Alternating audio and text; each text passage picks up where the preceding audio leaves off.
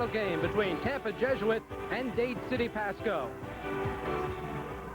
Hello, everyone. I'm Larry Vitale, along with Jim Yarbrough. Welcome to Sports Channel's continuing coverage of Florida High School Championship football. Tonight, it's the 3A title game. The #1 team in the state, Dade City Pasco, taking on Tampa Jesuit. You know, Jim, in sports, they say you sometimes dance with the girl you brung to the dance, but that's not the case for Tampa Jesuit. They don't get to play with the team that earned the trip to the state title. Unfortunately, Larry, that's true. Mo Harris, the outstanding tailback who had over 1,700 yards rushing out of that power attack, is not going to play tonight. He hurt his ankle last week, and it's a major disappointment for the Tigers. But Dominic Sayo is the coach of the year in the Class 3A division, and certainly he'll have his kids ready to play. As for Dade City Pasco, they are 13-0, ranked #1, and they have been a dominant team all year. They're the team everyone's been pointing to, and they're right here battling for the title. Well, pointing to them for 2 years. These guys only lost 1 game last year. They run that wing T attack. They like to keep the football. A lot of Division I type of prospects on this team. Taurus Ross, number 88, an outstanding talent.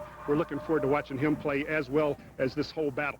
Darren Hambrick, an outstanding linebacker as well. Dade City Pasco's got some great players. Jesuit, a team that is a little bit bigger than Pasco, and maybe they can use their size to their advantage. But a unique thing about this matchup is the fact that Dade City Pasco County High School and Tampa Jesuit High School are only 30 miles apart. And as Art Schifrin tells us, that's not the way they design it when they set up the brackets for the high school championships. Well, Larry, no, it's not designed that way. The Florida Football Championships have a team from the north part of the state versus a team from the south part of the state. And typically you have a situation like the 4A game with Tallahassee Leon facing St. Thomas Aquinas from Fort Lauderdale, a team from up north versus a team from down south. Well, they have to draw that north-south line somewhere, and so you're going to have a situation where we have the 3A game between Tampa Jesuit and Dade City Pasco, teams that are just 30 miles apart, and though they are familiar with each other's names, they have not played each other in 3 years, but they will fight for the 3A championship game tonight. We'll be back with the kickoff for tonight's game right after this. This is Sports Channel.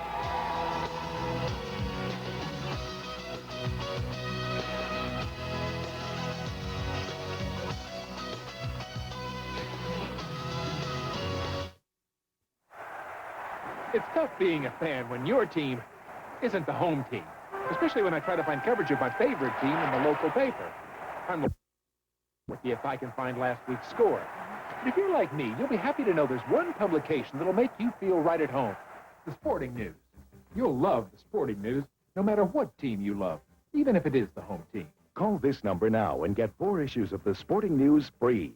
You'll get opinions and analysis, team-by-team reports, and coverage of all the college conferences, plus baseball, basketball, and hockey all year long. Call now and you'll get 4 free issues of the Sporting News. If you like them, you'll get 24 more issues at this great TV price. If not, just mark the bill, cancel, and owe nothing. The 4 issues are yours to keep. So call now for the Sporting News, the publication that treats every team like the home team. Call now and you'll get 4 great issues of the Sporting News free. Call 1-800-247-8989. And there you see the Pirates from Dade City Pasco, #1 in the state, 13-0 on the season. Here at Ben Hill Griffin Stadium, Florida Field in Gainesville. The Florida High School Class 3A State Championship game just about to get underway as Dade City Pasco takes on Tampa Jesuit. There you see some of the fans who made the trek up from Dade City, about an hour and a half from Gainesville. Nice night for football here in the University City, 62 degrees. It'll cool off into the probably near 50 before we're done, or in the mid-low 50s anyway. No rain chance tonight, and also just a slight breeze of about 6 miles an hour. Much more pleasant conditions than we had for the 2A championship game when they played in a very windy, cold setting. Now Tampa Jesuit, the Tigers, with a record of 10-3. This is a team that has really had to fight their way to get here.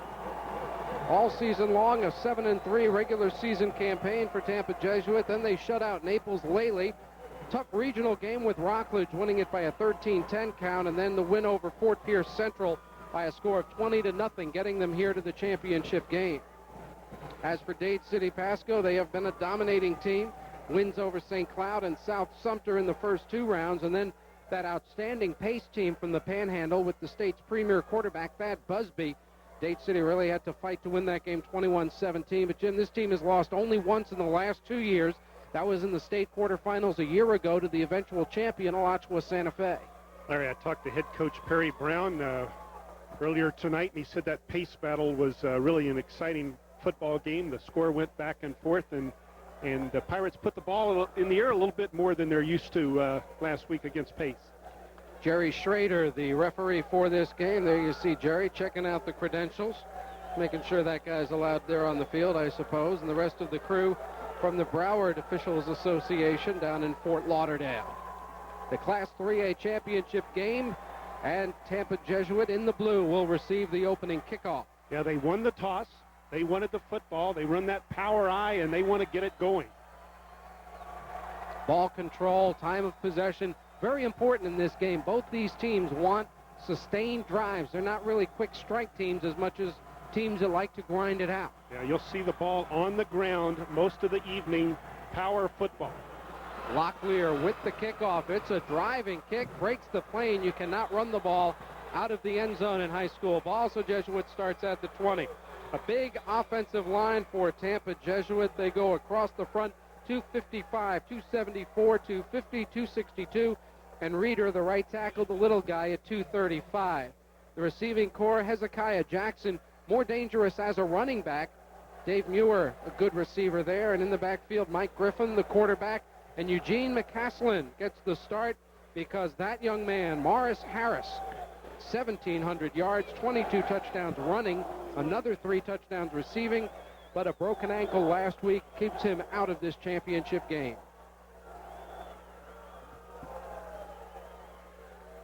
On first down, they go with the tailback right up the gut, and there is nothing there. The Pasco defense throws McCaslin down for a loss of a yard. Coach Dominic Sayo trying to deal without his number one threat at running back. He talks about what it'll be like. Well, I mean, Morris Harris really has got us here. I mean, he's done a tremendous job for us this year, and really it's a shame that the state of Florida does not see what I believe is the best back in the state. Harris is a junior. He'll be back next year for Jesuit. On second down, they run inside. McCaslin splits a couple of tacklers and gets it up to about the 26 before the strong safety, Jamie Bird, makes the tackle.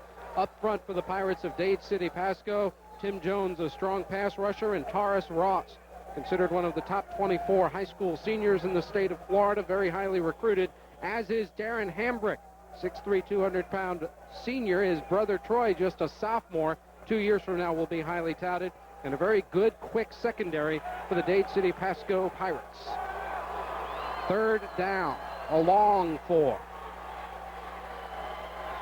Mike Griffin calling signals for Jesuit. Again, second man through, hit right at the first down mark, and striving forward for the first down is McCaslin. Well, no surprise, Larry. 3 running plays, 3 handoffs to the tailback.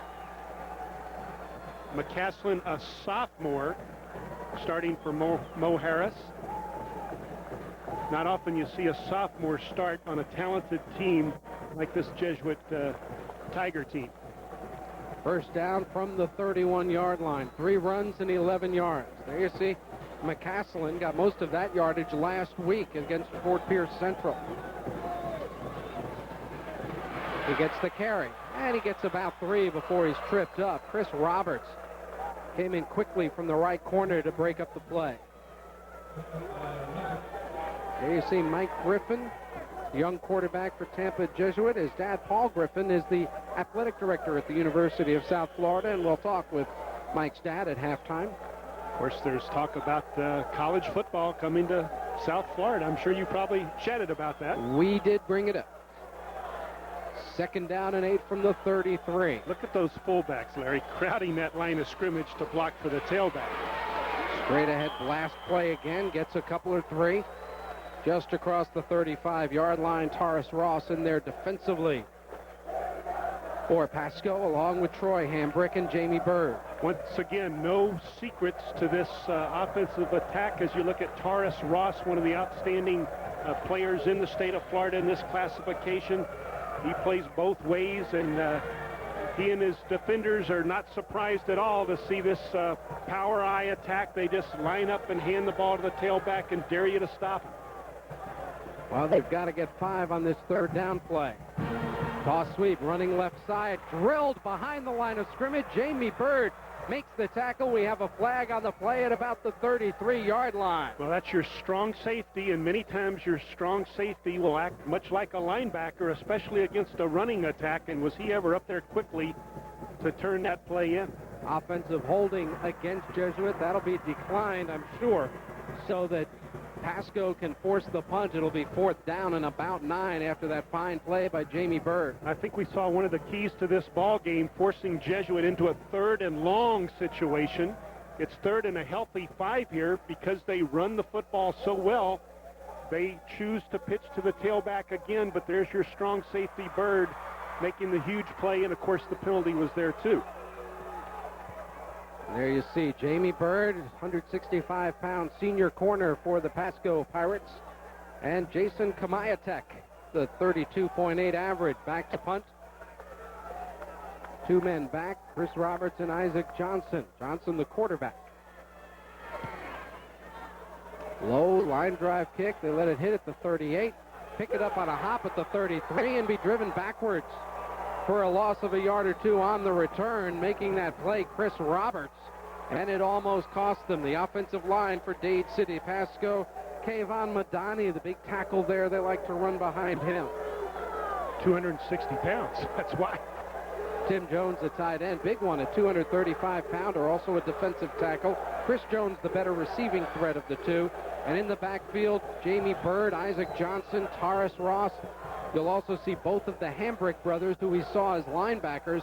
They will also be back there running with the football. On 1st down, they give it up the middle. Lots of running room. Jamie Byrd across the 40 to the 44-yard line and a 1st down. Make it Jones. Kevin Buis on the tackle. He's the safety for Jesuit. The defensive front for Jesuit, Kirk Willett, their top pass rusher. The linebacking core, Bianchi, Wolby, McPherson, and Mordini. And in the secondary, you see Buis, who just made that tackle, and McCaslin, double duty now as the number 1 tailback. On the carry, Troy Hambrick, not much there, got maybe a couple before he's taken down by Willett.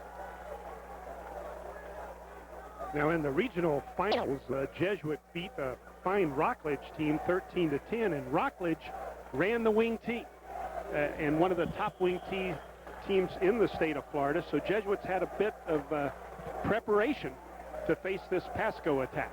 And you see the numbers on Hambrick, almost 8 yards a carry. Whoa. His brother averages 10. Little crossbuck, running room for the right halfback, Bud Craig.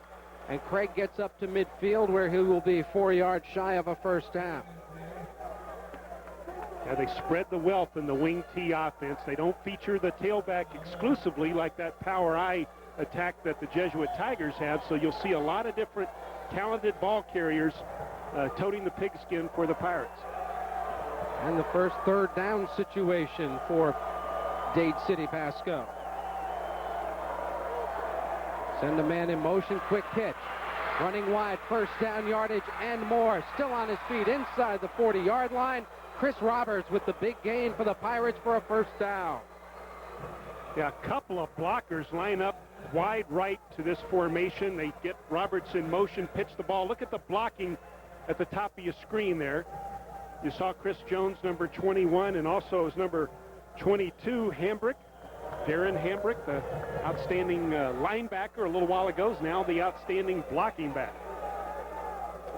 From the 38-yard line, 1st and 10 for the top-ranked undefeated Pirates. They go up the middle. That's Jamie Byrd, and Jamie Byrd gets about 4 before he's ridden down to the ground. Court Walby, Tony Bianchi, the inside linebackers, team up on the tackle. One of the things about these 3A ball clubs, especially in large metropolitan areas like the Tampa Bay area, these kids get to line up against 4A teams a lot, Larry, and are able to match up with some bigger players, bigger schools, and that makes them even tougher when they play in their own state championship in their own division. There you see head coach Perry Brown trying to make it 14 in a row and a state title. Fake into the line, they throw. And the pass is caught for a first down by the tight end, Jacob Pugh. Jacob Pugh, a backup at tight end, gets the first pass of the day. And it's another first down for Dade City Pasco. Coach Perry Brown talks about his thoughts on tonight's game with Jesuit. Well, they're a lot bigger than we are and everything, but we have a lot more team speed, I believe. And our offensive line is going to be a key. See if we can move those big people out of the way so our faster backs can get in there and run. And another key will be our defensive front being able to keep their big offensive line from rooting us off the football. Well, so far things have gone well for Coach Brown. Troy Hambrick just carried up the middle, got about 5 on first down. They're getting 4 and 5 yards on each first down play. Don't be misled and think that Pasco doesn't have excellent size. They really do, but Jesuit is truly huge. And maybe that quickness will pay off for the Pirates tonight. On second down, the quarterback, Isaac Johnson, gives inside, flag on the play, fumble. Johnson falls on it. They say the ball was down already at the 13.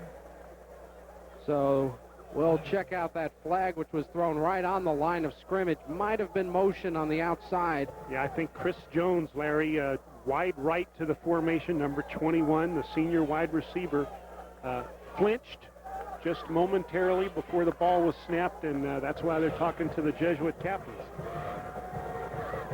Illegal shift is the call. Obviously, Jones was not alone moving. And that'll move the ball back 5 yards and create a second down and about 10 from between the 22 and 23-yard line. There you see the band for the Dade City Pasco Pirates. And you saw the official talking to Tony Bianchi, the inside linebacker, number 61, one of the co-captains of this Jesuit ball club. Illegal shift, offense, repeat second down.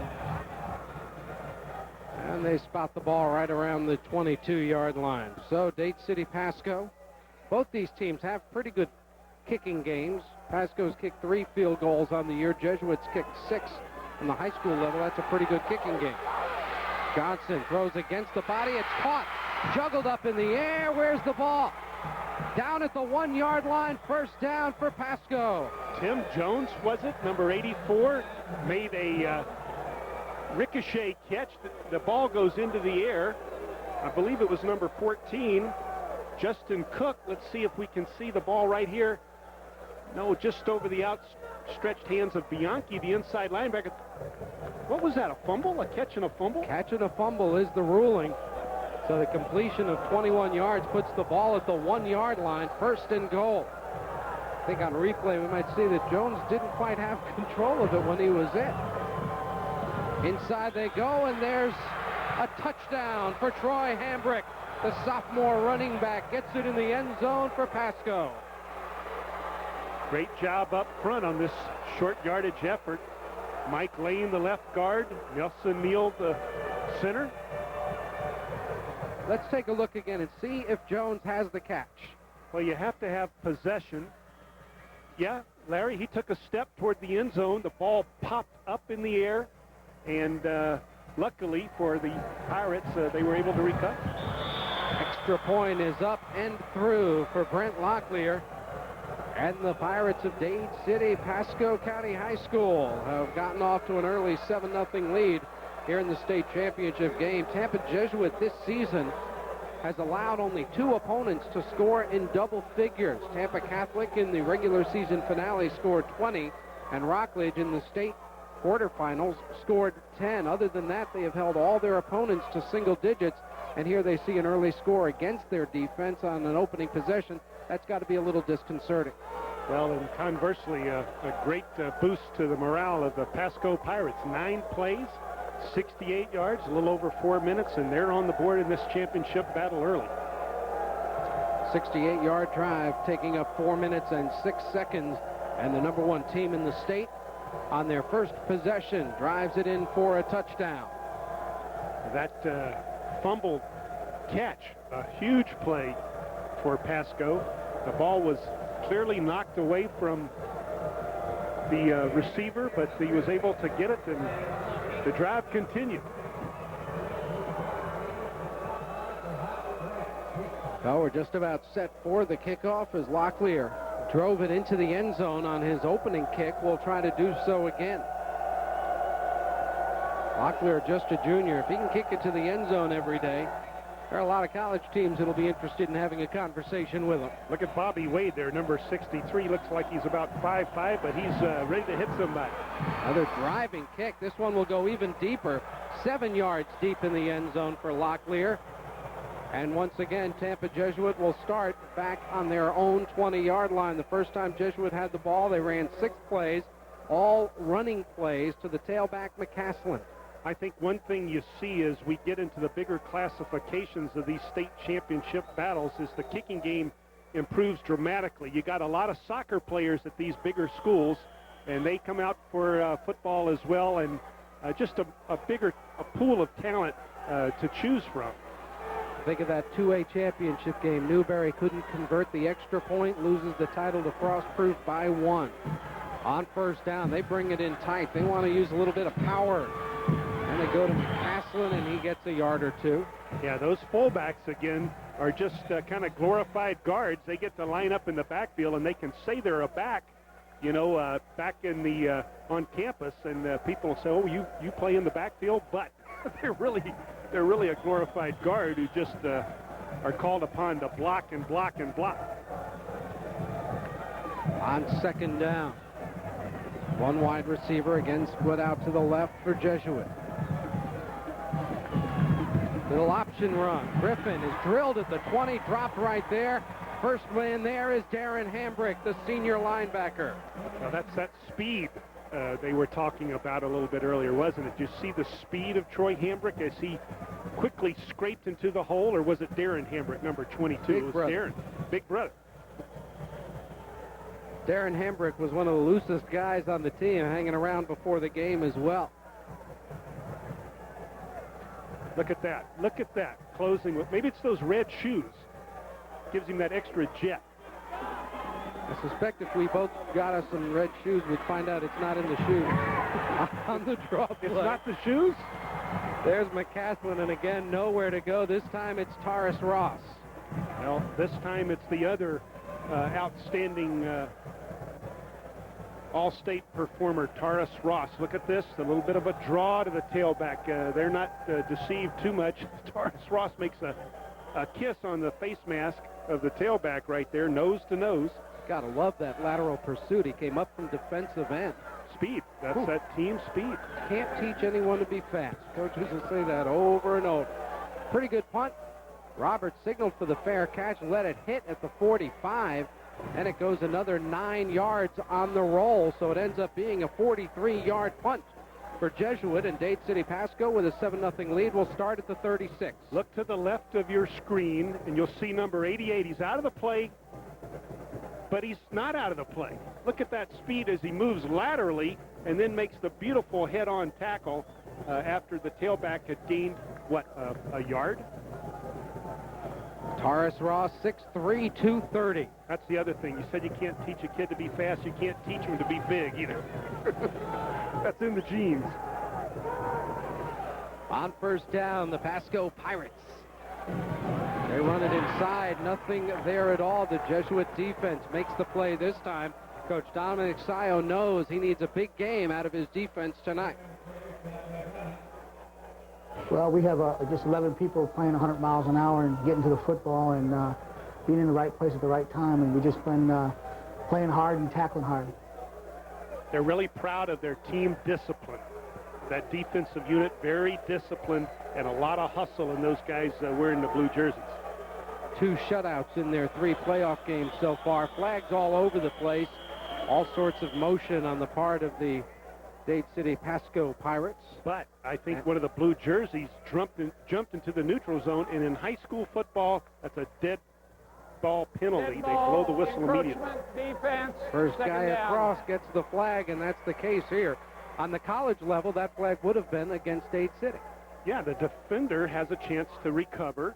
Look to the left of your screen. You're going to see a jump right there. It's an automatic dead ball penalty. College, pro, you have a chance to get back. You might even try and bait the offensive guy intentionally with a move like that at those levels. Trying to run inside, nothing there at all for Hambrick, and he'll be dropped. 7, 6, 7 blue hats on the tackle. That's the discipline and hustle that Coach Sayo was talking about just a moment ago. Of course, it helps when the ball carriers run into each other, too. That time a breakdown mentally on Pasco's side of the line of scrimmage, but the guys in blue were hustling to the football. So it's a third down situation, and timeout is called on the far sideline. Dade City Pasco wants to talk it over here. They've got a third down situation at their own 41. They'll need about 5 yards, so they'll huddle up and figure out what it is they want to do. The Pasco County Pirates out of Dade City, high school that produced Lex Smith, now a senior at the University of Florida. Of course, Dade City just north of Tampa Bay, just across the border. Pasco County is north of Hillsborough County. So we talked earlier at the top of our broadcast. Art Schifrin reported on the uniqueness of this game, having two teams just 30 miles apart playing for the state championship. And Coach Perry Brown discussed that with us prior to the ball game. Yeah, it's you know, at the beginning of the season, I would have never believed that this was going to come about. You know, we're only about 30 miles apart, and they have a real good football program down there at Jesuit, and of course, we feel like we have a good program too, and it ought to be a heck of a ball game. And here's the third down play for Dade City. And again, that toss sweep, it's fumbled, picked up by Jesuit, and Tampa Jesuit will have the ball at the 33 of Pasco. John Mitchell, number 73, the defensive end. The senior is Johnny on the spot.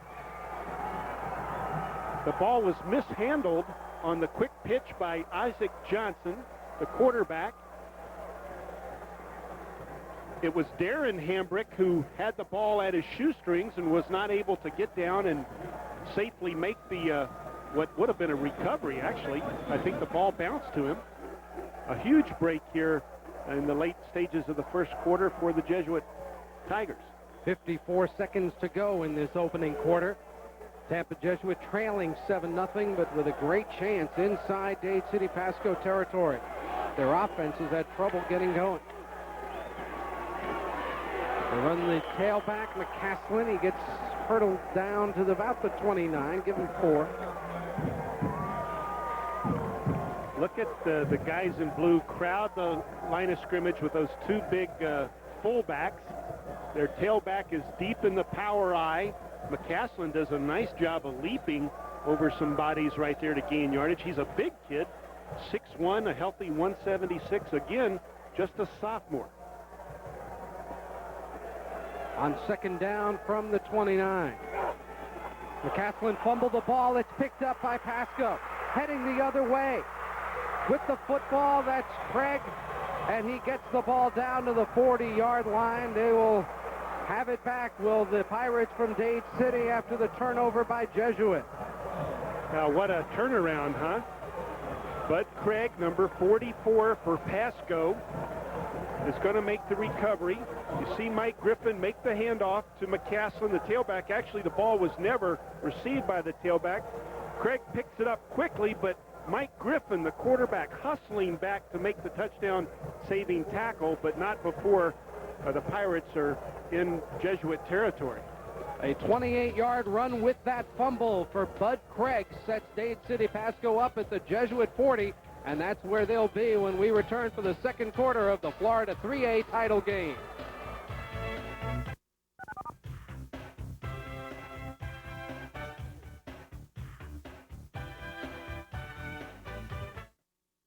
Bork shifting, moving right in. The shot scored! Now you can learn superstar hockey skills. Hockey with Roger Nielsen from Atlantis Video. Roger Nielsen has brought together Dennis Savard, Mike Gartner, Ron Francis, Greg Mills, Doug Wilson, and Ray Bork to improve your game. You'll learn the fundamentals of puck handling and control, the art of deking, passing and receiving like the pros, superstar shooting skills. There's even a detailed section on breakouts and set plays that create breakaway opportunity. Hockey with Roger Nielsen, with freeze frame and slow-mo replay, plus spectacular highlights of the stars in action, and especially priced at just $19.99. Call toll-free 1-800-874-3100 or send check or money order for $19.99 for each video plus $4.50 shipping and handling to Hockey with Roger Nielsen, P.O. Box 2345-C, Grand Central Station, New York, New York. In the world of sports, I've been to just about every big game, and now you can too. Introducing the Ultimate Sports Club, the only club to package travel, accommodation, and great seats to every major sporting event in North America. Now you can really be there. Any regular game, any championship, baseball, basketball, football, hockey, you name it. We're your ticket to any sport. Join the club and get your own club card and membership kit, seating plans to stadiums, and a calendar of sports special events, plus an exclusive club voucher good for 3 nights accommodations in Las Vegas. Just $24.95 a year. And if you join now, you'll get a second year free, so become a member now. To join, call 1-800-255-6600. That's 1-800-255-6600. Or send $24.95 plus $3.95 shipping to Ultimate Sports Club, Box 2050B, Elgin, Illinois, 60121.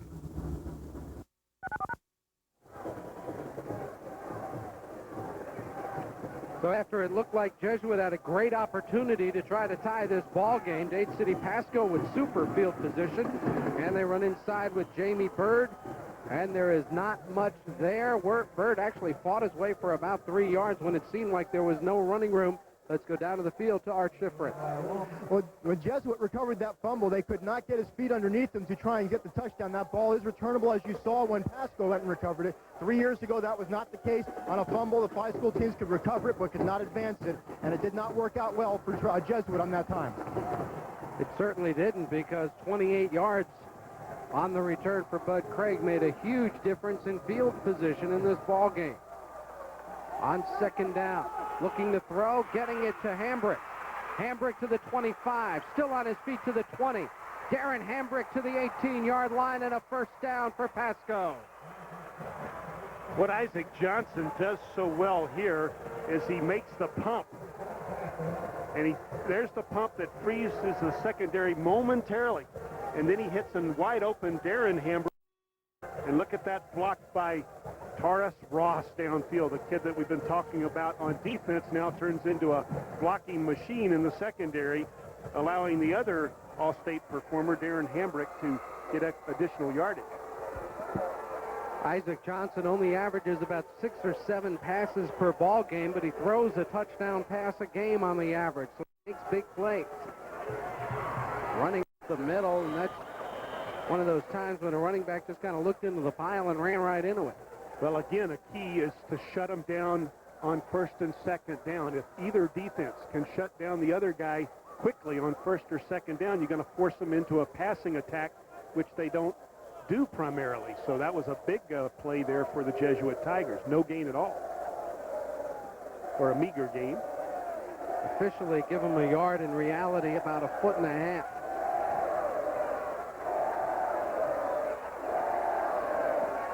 Running right side.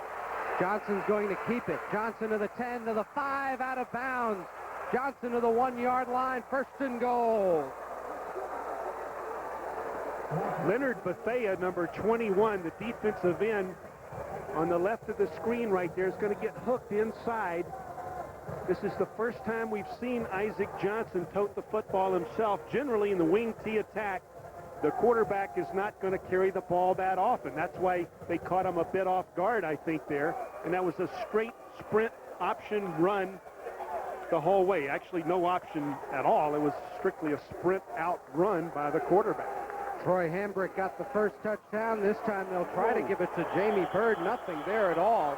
And then diving in there, Johnson throwing a block, trying to keep Justin Cook off the pile, but there'll be a loss on the play for Pasco. I think it's Brian McPherson, number 55, who makes the huge hit. Let's see if we can pick up a number here. Oh, it's number 89. Kirk Willett. Willett. Beautiful job right there, and then he gets some help from a couple of other teammates, but Willett made a huge play there. Willett, 6'5", 182. He's a junior, and he fills out. He's got a lot of room to put some weight on, doesn't he? If he needs any advice on that situation, he can give me a holler. There's Hambrick, all kinds of room. Troy Hambrick with his second touchdown. Well, it's almost impossible odds for a defense once a power running game gets inside your 2-yard line. You just got to cross your fingers and hope for a miracle, but it was not coming for Jesuit as that power attack on short yardage right there paid dividends for Pasco. And the extra point is up and good for Brent Locklear. There you see a couple of Florida Gators, Carlton Miles and Eric Rett.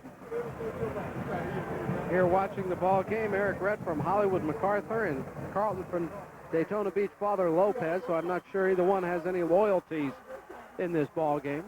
No, they just didn't want to go to the library tonight, so they decided to come out and watch football. Me too. I didn't want to go to the library tonight either. Finals week is over. It's break.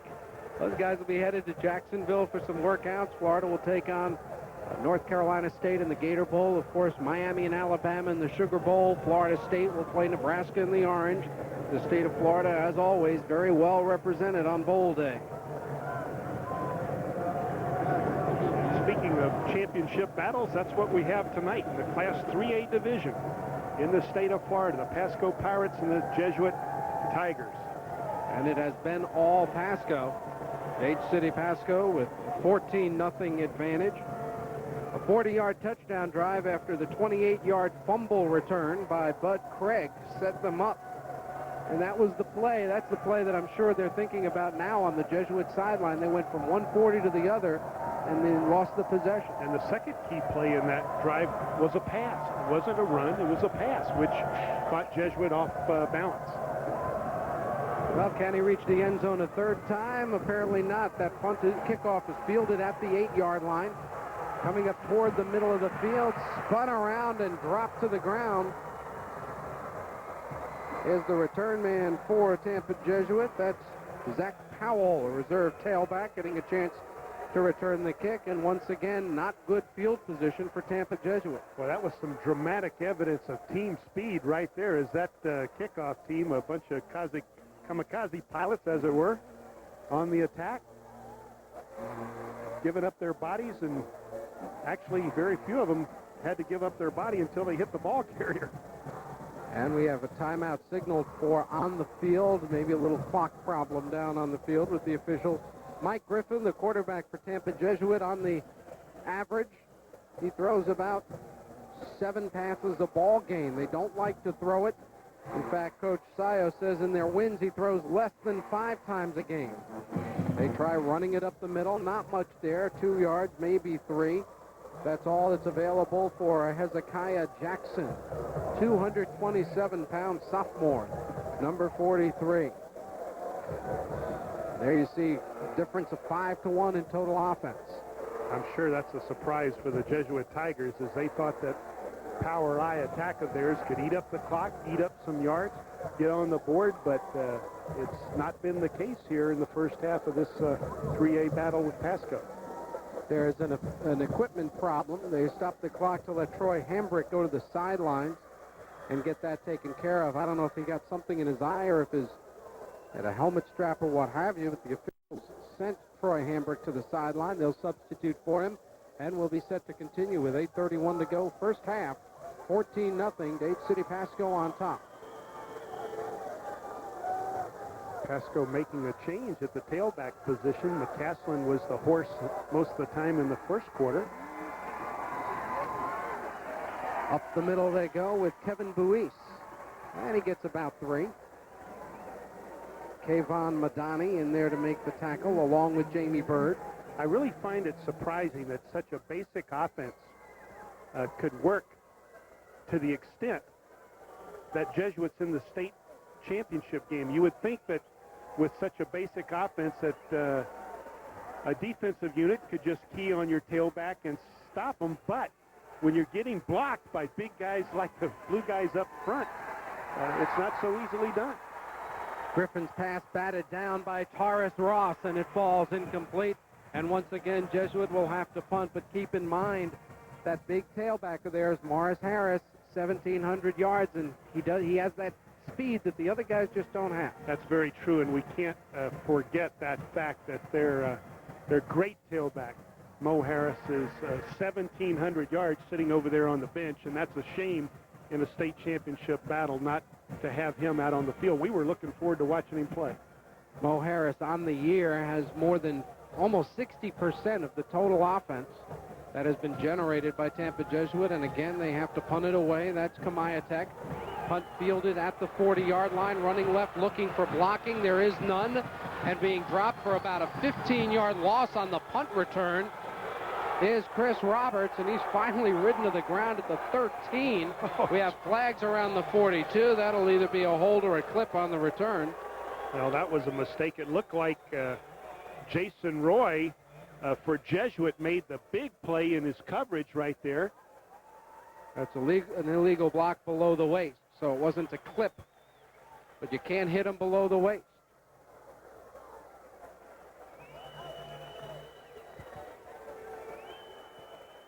All right, Chris Roberts is going to try and give ground and get away from the attacking Tigers. Now, there's a block below the waist. It really was almost at the waist. That was, a protective call. They're just protecting the kids out there. This is a very violent game, and that's a good rule. It wasn't a cheap shot or anything of that nature at all. It was a close call, but illegal block during the return. White. First down that so way. In essence, they lose 26 yards on the return because that ball was fielded at the 40. Which is not the essence of the game that you're looking for. He lost 11 on the return, and then they tacked 15 more on for the illegal block, so a minus 26 after that punt. And Dade City Pasco starts at their own 14, but they are up 14-0. Sweep right side. That's Taurus Ross. Taurus Ross as a great linebacker getting the ball from scrimmage. He's racked up by McPherson and lost a couple.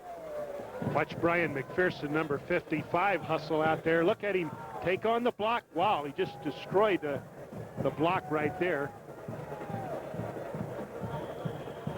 Also, Justin Cook, number 14, coming up quickly in support to help out McPherson. So with the ball on the 12 rather, it is 2nd and 12. And you wonder if Isaac Johnson will put the ball up deep in his own territory. I suspect not. Little counteraction for Bud Craig, the man who returned the fumble. This time he gets just a yard running inside before he's driven backwards by the Jesuit defense, led by Leonard Bethea along with Mitchell. Yeah, John Mitchell, number 73. The Jesuit defense has got to hold here, try to get their team some field position. Yeah, they're out of it right now in terms of the first half, but if they can get some decent field position here, shut down the Pirate attack, get that football back, they can get on the board before halftime and change things around considerably. Inside, 6 minutes to go in the first half. Isaac Johnson rolling out to the left, gets away from containment. He's got 5. He's across the 20, steps out of bounds at the 22-yard line. He avoided the hit, and in so doing ran out of bounds 2 yards shy of the first down. Injured player on the field for Tampa Jesuit. That's Willett. Sergio Mordini, number 40, the outside linebacker on the wide side of the field right there, was not able to keep Isaac Johnson contained, and Johnson was able to get down the sideline but did not pick up the first down. And can we make out a number there, Larry? That's Kirk Willett, the 6'5", 182-pound junior defensive end, and they're taking a look at the right knee and ankle. And you can see him holding his helmet and face mask because it hurts. Wonder whose side that little one's on. They're on the Pasco side of the field. You know, everyone on the Pasco side is rooting for Pasco because they only opened the gates on the near side, so they'd have to walk all the way around in order to... Yeah, they really wanted to be there, so they had the long walk, and they brought a big contingent from Dade City to Gainesville tonight. That is quite a crowd up there. There you see a good portion of the east stands here at Ben Hill Griffin Stadium with the red-clad Pasco County fans, and no weight at all being put on that right leg by Kirk Willett. Well, the good news is that he's just a junior, and this won't be his last football game ever. He'll be back wearing that blue jersey next year, but it certainly looks like Kirk Willett's out of this championship battle. They'll check him out on the sideline with 5:42 to go, and Locklear will punt it away for Dade City Pasco. Now here's the chance. Here's the Tigers' chance to get back in this thing. High short kick hits at the 50 and takes the wrong turn as far as Pasco's concerned. -5 on that return as a result of the bounce, and Jesuit will start in Pirate territory. Plenty of time in the second quarter with 5 minutes and 32 seconds left on the clock, so a lot of time to get that power I offense cranked up. And anytime you start on the other guy's side of the field, you got to be excited in that offensive huff. Jesuit had one other opportunity here, fumbled it on the very first play. That was the one returned 48 yards, or rather 28 yards, by Bud Craig, setting up the second Dade City Pasco touchdown. 14-0, 5.5 minutes to go in the first half. Little delay action. That's McCaslin, and he has nowhere to go. Might have gotten a yard, certainly paid for it. Hambrick there along with Taurus Ross. We talked about this power I not being very deceptive, and that's one of the few plays where they send the blocking backs to the left. The tailback takes a counter to the left and comes back right.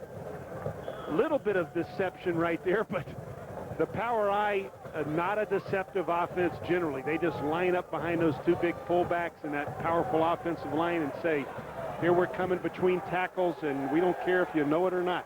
And they're averaging 2 yards a run. Griffin running away from trouble, throws it too low, intended for his fullback, Jeff Fernandez, but excellent pressure being put on by the Dade City front line. D. Ross in there along with Taurus Ross. Yeah, D. Ross, number 78, was responsible for getting in the face of Mike Griffin right there. They tried a bit of a bootleg action out of that power I formation. That's a big jersey there, isn't it? Not big enough. It's a big body in that big jersey.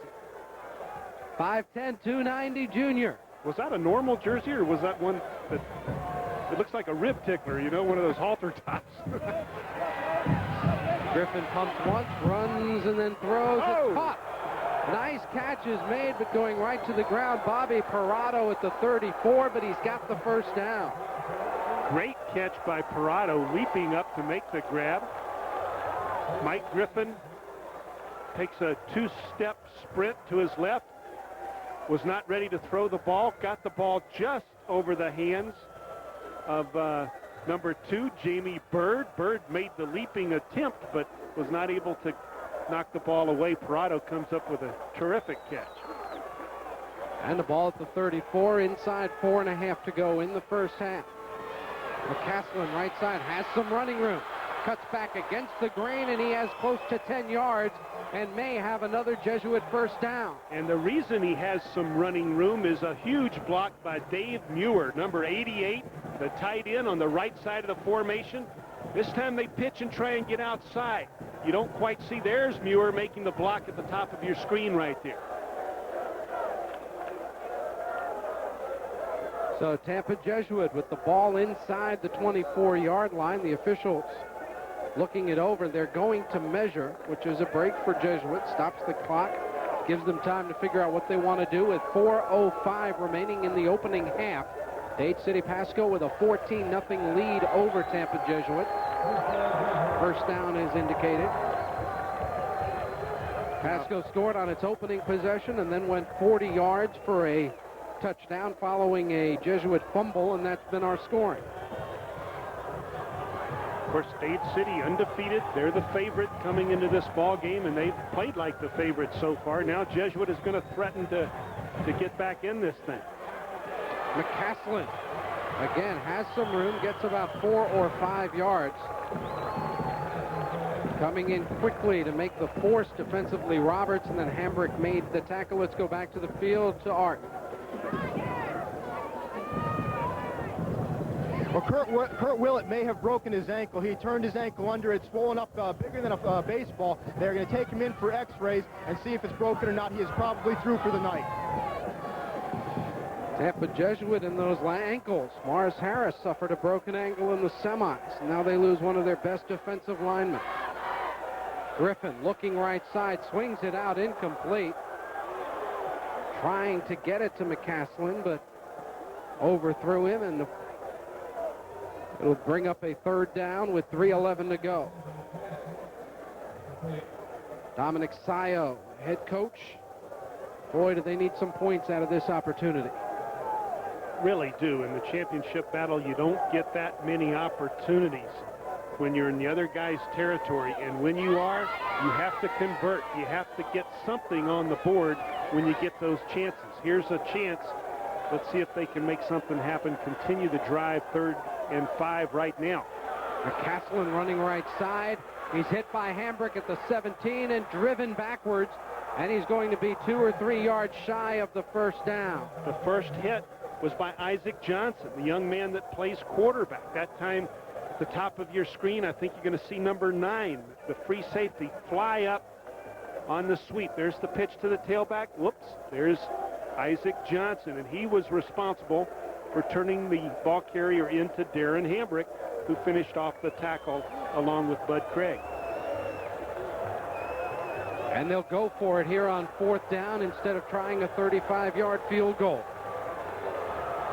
Behind that big offensive line, Griffin tried to draw him off, couldn't do it. They call time with 2 seconds on the play clock, and now they'll decide if they will go for it or if they might go ahead and trot their kicker out. Jay Feely, the place kicker for Jesuit, is a good one. He's made 6 field goals, and he's connected on 31 extra points on the year. Sports Channel brings you the best in college basketball all season long. Tune in to follow the Florida Gators, South Florida Bulls, JU Dolphins, the Fighting Irish of Notre Dame, and exciting conference action from throughout the nation. Be sure to check your local listings for dates, times, and matchups in your area. College basketball here on Sports Channel. You know, that attempt to draw the defense off sides is a much bigger play in high school football, because if they just jump in the neutral zone, they don't have to jump across like in college or pro again and make contact. If you just can enhance them in that neutral zone, the flag will fly. So that was an excellent attempt by Jesuit to get a free 5-yard penalty. And they have 2 more chances because they still have 2 more timeouts. So they could do that again and do a shift, put a guy in motion, see if they can get Pasco to jump. 4th down and about 3. They have to get just shy of the 14. They pitch it to McCaslin. McCaslin is hit, drops the ball. It is recovered by Jesuit, but short of the first down yardage. We do have a flag on the play, and the Jesuit Tigers are acting like it's going to be against Pasco. Yeah, Eugene McCaslin would not get up clapping, because he's the guy that knew he was just a bit short of the first down marker, unless there was a penalty against him right there. And maybe, yeah, oh my goodness, what a mistake by the Pirates. It was a huge hit on Eugene McCaslin, the sophomore tailback. Griffin, there's the pitch. 2 big fullbacks lead blocking. Now he's got a hole. He makes the cut, but look at this hit. Boom. He ripped his helmet off. I don't know that from our angle it looked like he grabbed the face mask, but he sure tore the helmet off. But appeared Paige Sessoms, sophomore cornerback, number 20 for Pasco, might have been the guy. So it is 1st and goal at the 8-yard line for Tampa Jesuit, trailing by 14. Again, they had him stopped. If it wasn't but for the penalty, Jesuit would not have this football. Second man through, that's Buis, and he has it about halfway, just inside the 5-yard line, less than 2 minutes to go in the half. Once in a while, they'll change up and give the ball to someone else. Or was Buis lined up at tailback right there? I think he was, yes. So they did give it to the tailback. McCaslin's out for a break right now. Buis again. Look at the pile go. No touchdown is indicated by the officials, only by the Jesuit Tigers. And now timeout is called by the officials to unpile with 1:32 to go. Oh, my goodness. That I don't know that that was a very favorable spot. Look at this pile just move forward. Where's the ball carrier? I can't find him. The officials evidently did. He's the guy in blue. Yeah, there was only 11 of them on that pile. 3rd and goal from inside the 1. Buis, touchdown.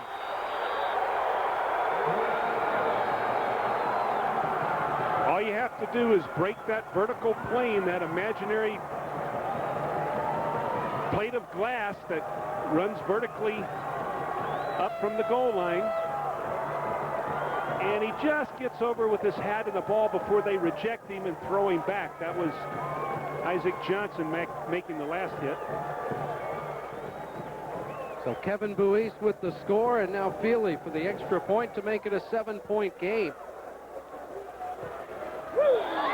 And you think of that big face mask penalty on 4th down when Pasco had Jesuit stopped, but the penalty gave the Tigers a 1st and goal. They ran it in from there, and with 1:15 to go in the half, a huge lift for the Tigers from Tampa. Well, also think back to Jesuit's punt, which was returned very poorly, and then there was a penalty tagged onto that, so Pasco got the ball around their own 10-yard line. Then the Jesuit defense came out and did the job. They forced them to punt the ball away. It was a good punt, but still not able to get out of their own territory. And that drive, 11 plays, you see it started inside Pirate territory.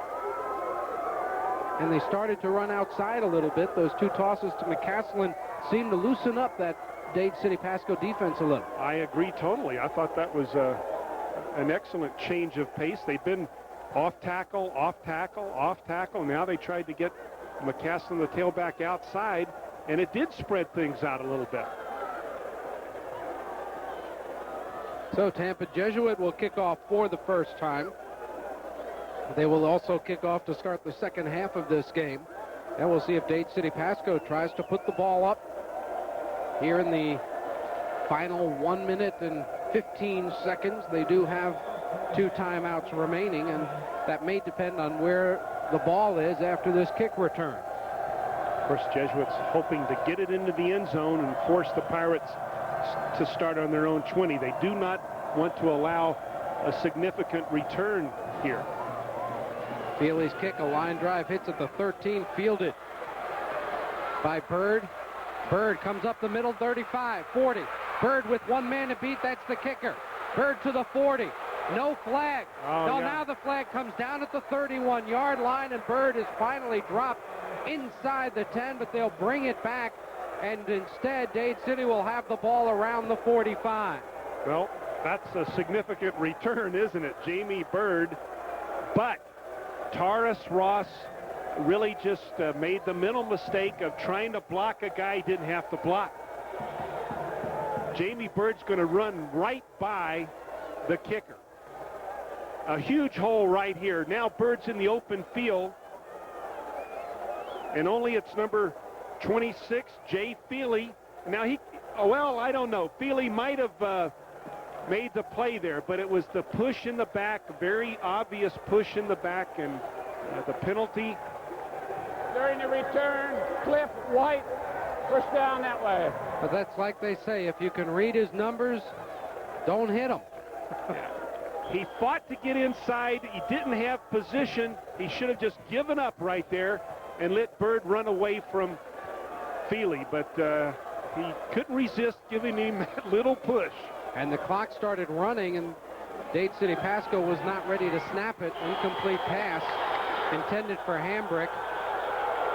And now they're saying it's intercepted. It hit him on the foot, but the ball was called incomplete before it was caught, and they'll overrule anyway. And Jesuit gets the ball back as Wolby comes away with it. Court Wolby, number 62, one of the co-captains on defense, along with Tony Bianchi, both the guys inside linebackers. This time it's Wolby.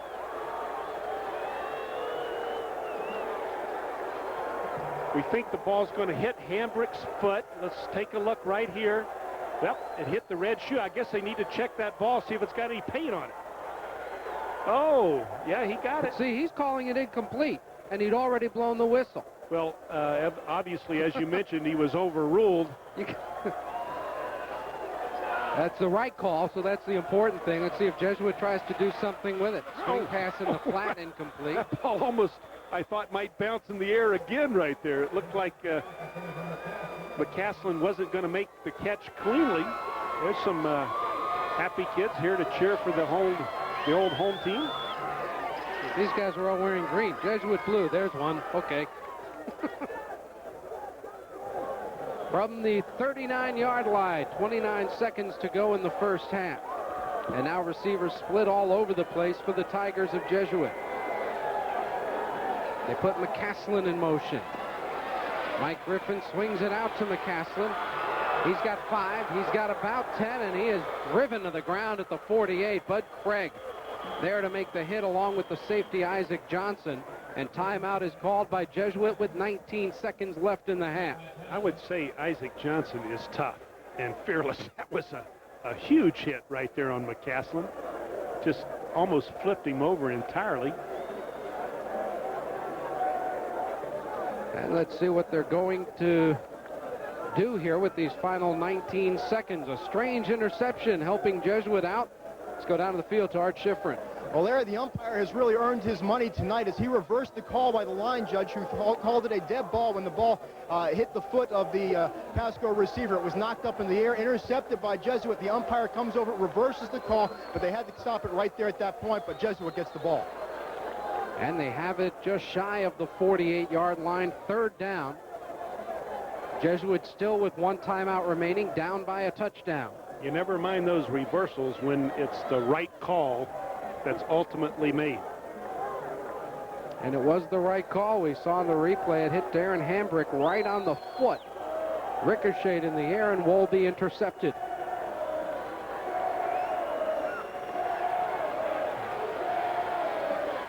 Again, McCaslin goes in motion. 3 receivers way over by the bench.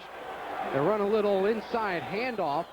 That's good for first down yardage inside the 45 of Pasco. Jeff Fernandez gets his first carry of the night.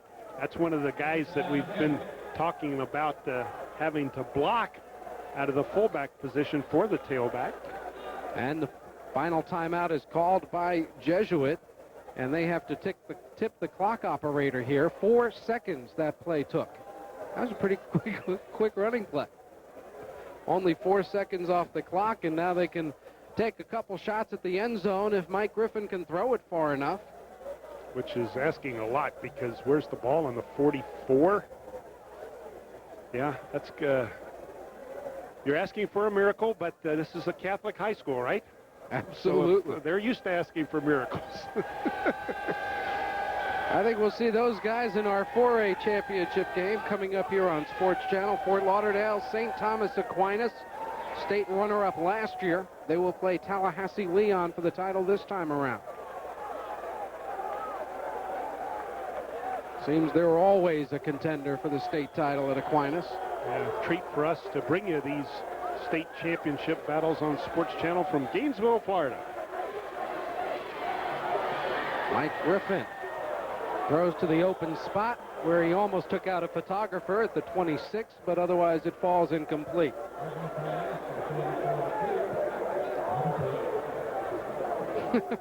He was open, but he didn't break on the ball. Come on, fella. That camera's worth more than that football, I guarantee you. That's what he was thinking. Well, Coach Dominic Sayo has to feel good that his team is back in this game after falling behind 14-0. Oh, you bet. They've got a lot of positive things going for them right now as they're going to retreat to the locker room momentarily. But still, there's a play left here. There you see trips out to the right.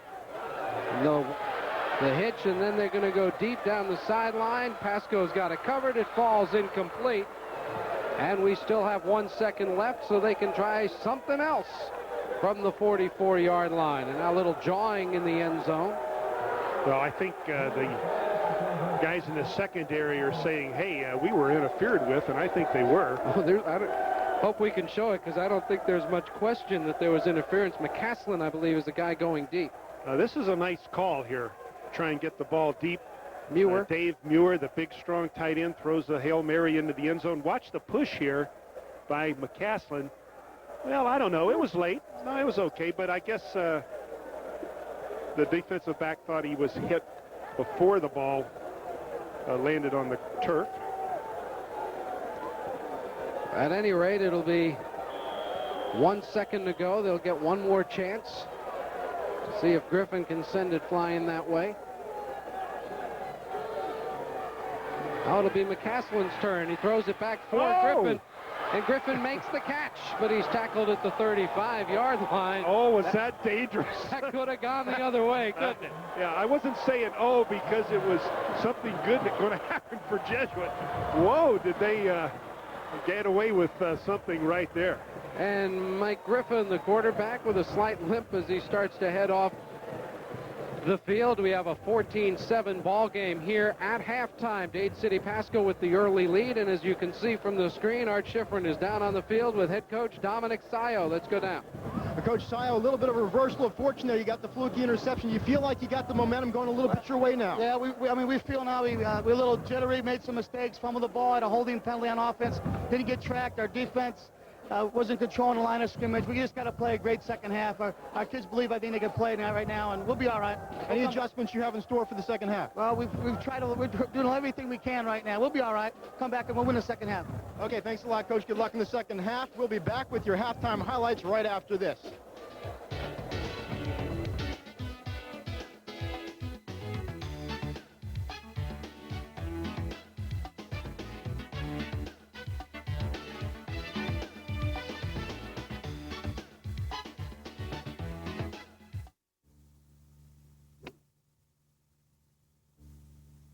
Like somebody's been practicing. Nope.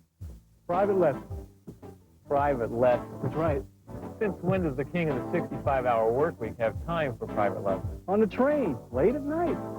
Yeah, sure. No, really, I've been working on my golf game with Golf Magazine. They've got this private lessons section in every issue. Golf Magazine? Well, that's great if you got a 4 handicap. What about my game? It doesn't matter, because private lessons are written on 4 playing levels. So no matter what you shoot, they got you covered. So they even cover my game? Sure, and they gave me this club bag when I subscribed. Not bad. And I saved a bundle. Now Golf Magazine gives me tour highlights and profiles, the Champs Clinic, plus course ratings, equipment reviews, even golf vacation suggestions. Listen, I'll never get out as much as I'd like, but at least with Golf Magazine, I can make the most of it. Well, I guess I'll call Golf Magazine for some private lessons, too. Oh! Looks like you should have called a little earlier. Property owners, if you want to clear overgrown areas, you could struggle with a shaky sickle bar mower like this, or with a handheld brush cutter like this. Or instead, you could cut tall grass and weeds, brambles, sumac, even hardwood saplings up to 1 inch thick with the amazing DR Field and Brush Mower. The Field and Brush Mower chops most everything it cuts. There's no tangled brush to trip over or to pick up. And those big self-propelled wheels roll right through ditches, over bumps, and logs with ease. The DR is not for your lawn, but what a job it does with meadows, roadsides, fence lines, walking paths, and woodlots. You can clear and maintain them all with the DR. Every few weeks, once a season, whenever you want. A big color catalog is just $2. Call toll-free 1-800-982-2600. That's 1-800-982-2600 for your big color catalog all about the amazing DR Field and Brush Mower. Joining us now at halftime is Paul Griffin. Now, many of you here on Sports Channel may recognize Paul as the athletic director of the University of South Florida Bulls, but today he's here in his most important role, Dad. Mike Griffin, your son, the quarterback at Tampa Jesuit. What's it like being on the sidelines watching your son compete? Well, it's always a great thrill to watch your children have an opportunity to compete. And to compete at a level like this for the state championship is just a lifelong dream for my son as well as for me. How is it for you internally when you're watching him play and you're not involved in trying to just be calm and such? Is it difficult? Well, I've been a player and a coach and now an athletic director, so in those roles you think you have some control and input on what's going on. As a parent, You're just sitting in the stands with your hands folded and kind of hoping things work out.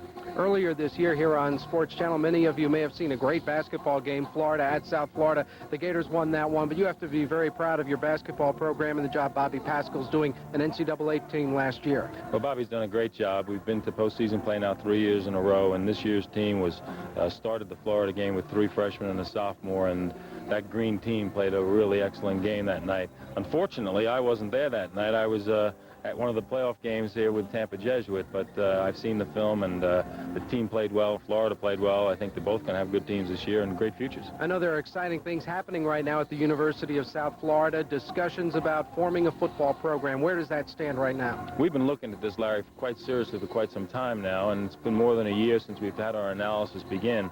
And just recently, beginning in the month of December, the Athletics Council, which is made up of faculty and staff and students, recommended to the president that he move forward and find the funds necessary to support a 1AA program. And so I expect after the first year, after the president's had a chance to deliberate that recommendation, that we'll be making an announcement. We'll certainly look forward to that. We could use another football team here in the state. It's a great state for football. Good luck making that happen, and thanks for joining us here at halftime. My pleasure. Paul Griffin, the athletic director at the University of South Florida, and Mike's dad this evening. We'll be back with first half highlights after this time out on Sports Channel.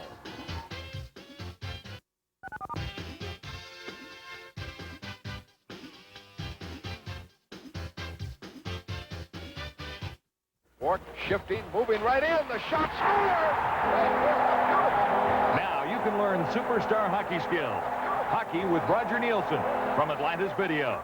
Roger Nielsen has brought together Dennis Savard, Mike Gartner, Ron Francis, Greg Mills, Doug Wilson, and Ray Bork to improve your game. You'll learn the fundamentals of puck handling and control, the art of deking, passing and receiving like the pros, superstar shooting skills. There's even a detailed section on breakouts and set plays that create breakaway opportunity. Hockey with Roger Nielsen, with freeze frame and slow-mo replay, plus spectacular highlights of the stars in action, and especially priced at just $19.99. Call toll-free 1-800-874-3100 or send check or money order for $19.99 for each video plus $4.50 shipping and handling to Hockey with Roger Nielsen, P.O. Box 2345-C, Grand Central Station, New York, New York. Hello there, everybody. This is Mel Allen. I've got a special offer on out-of-print collector baseball cards. Now you can own 200 genuine collectible baseball cards for the unbelievable price of $9.95. It's a collector's dream come true. Each set contains baseball cards going as far back as 1986 and including Topps, Donruss, and Upper Deck that are no longer being printed. Over the years, the value of baseball cards has skyrocketed, and while no one can guarantee baseball cards will go up in value, we can guarantee each set will have star, superstar, rookie, and all-star cards. So take it from me, Mel Allen, at this price, these cards could be gone. 200 genuine collectible baseball cards, no duplicates, mint condition, only $9.95 each, plus $2.95 postage, limit of 5 per household. So get cracking. Call now to order.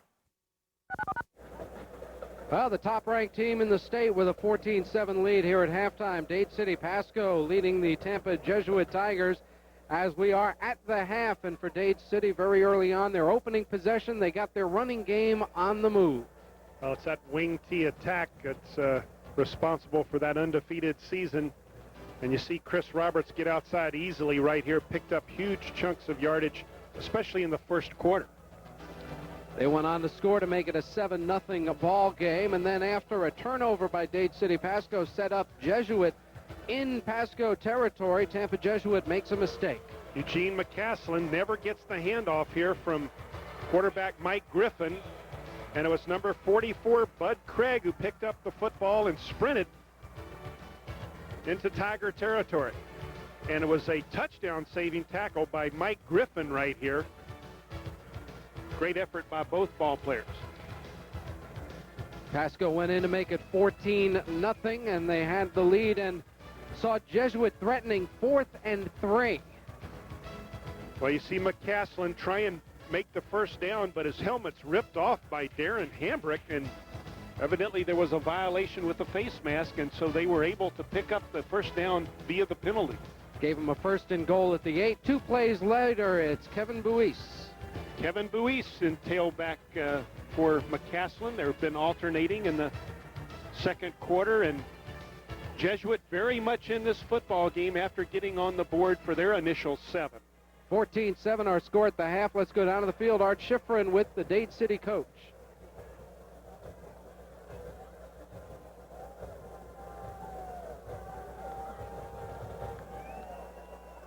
Takes a few mental mistakes, and it kind of hurt us. So they got a big offensive line, like we said before. Like you said, we had a real good first quarter. We hope to get back in here and maybe this third quarter and do it like we did the first quarter, I hope. Have you made any adjustments for the second half here? We made a few adjustments, but not many. We're just going to work on a couple different things and see what happens. We've picked up a few tendencies, but let's see what's going to happen. Okay, thank you, Coach, and good luck in the second half. We'll be back with some halftime statistics right after this. This is Sports Channel.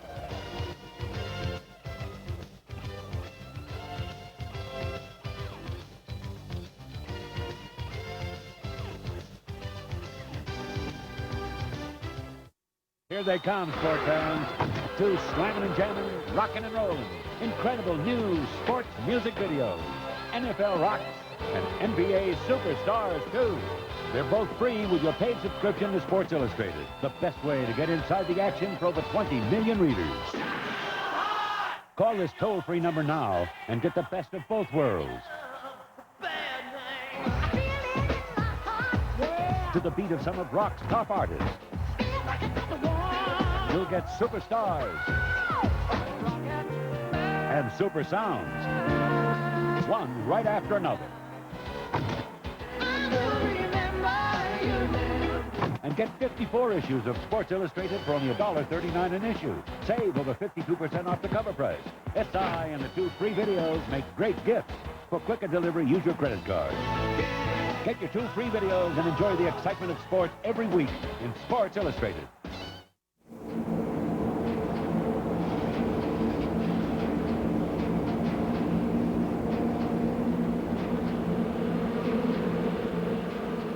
Road noise has to go through a lot to get into the cabin of a Lexus ES 300. That's why it rarely makes the trip.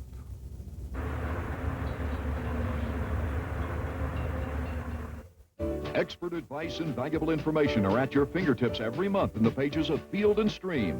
From which lures work best to late-season deer tactics, Field & Stream is the magazine that brings the outdoors home to you. Call now to get 15 action-filled issues of Field & Stream for only $14.95, a savings of over 50%, and this handsome, sturdy field bag free. Be a part of the Field & Stream tradition. Call today to enjoy your free field bag and over 50% savings on America's #1 outdoor magazine, Field & Stream. Well, the early part of the game was dominated by Dade City Pasco. The second part of the opening half dominated by Tampa Jesuit. The numbers ended up pretty much even. Well, Pasco with that quick start generated more yards on offense, 116. The Tigers with 93. Most of the yardage, again, via the rushing game, which both of these teams feature. But the occasional pass has been thrown successfully by both teams. So maybe the team that can pass well in the second half will have that added dimension that makes a difference. The score 14-7 at the half. We'll be back with the second half of the Florida Class 3A championship game after this timeout on Sports Channel.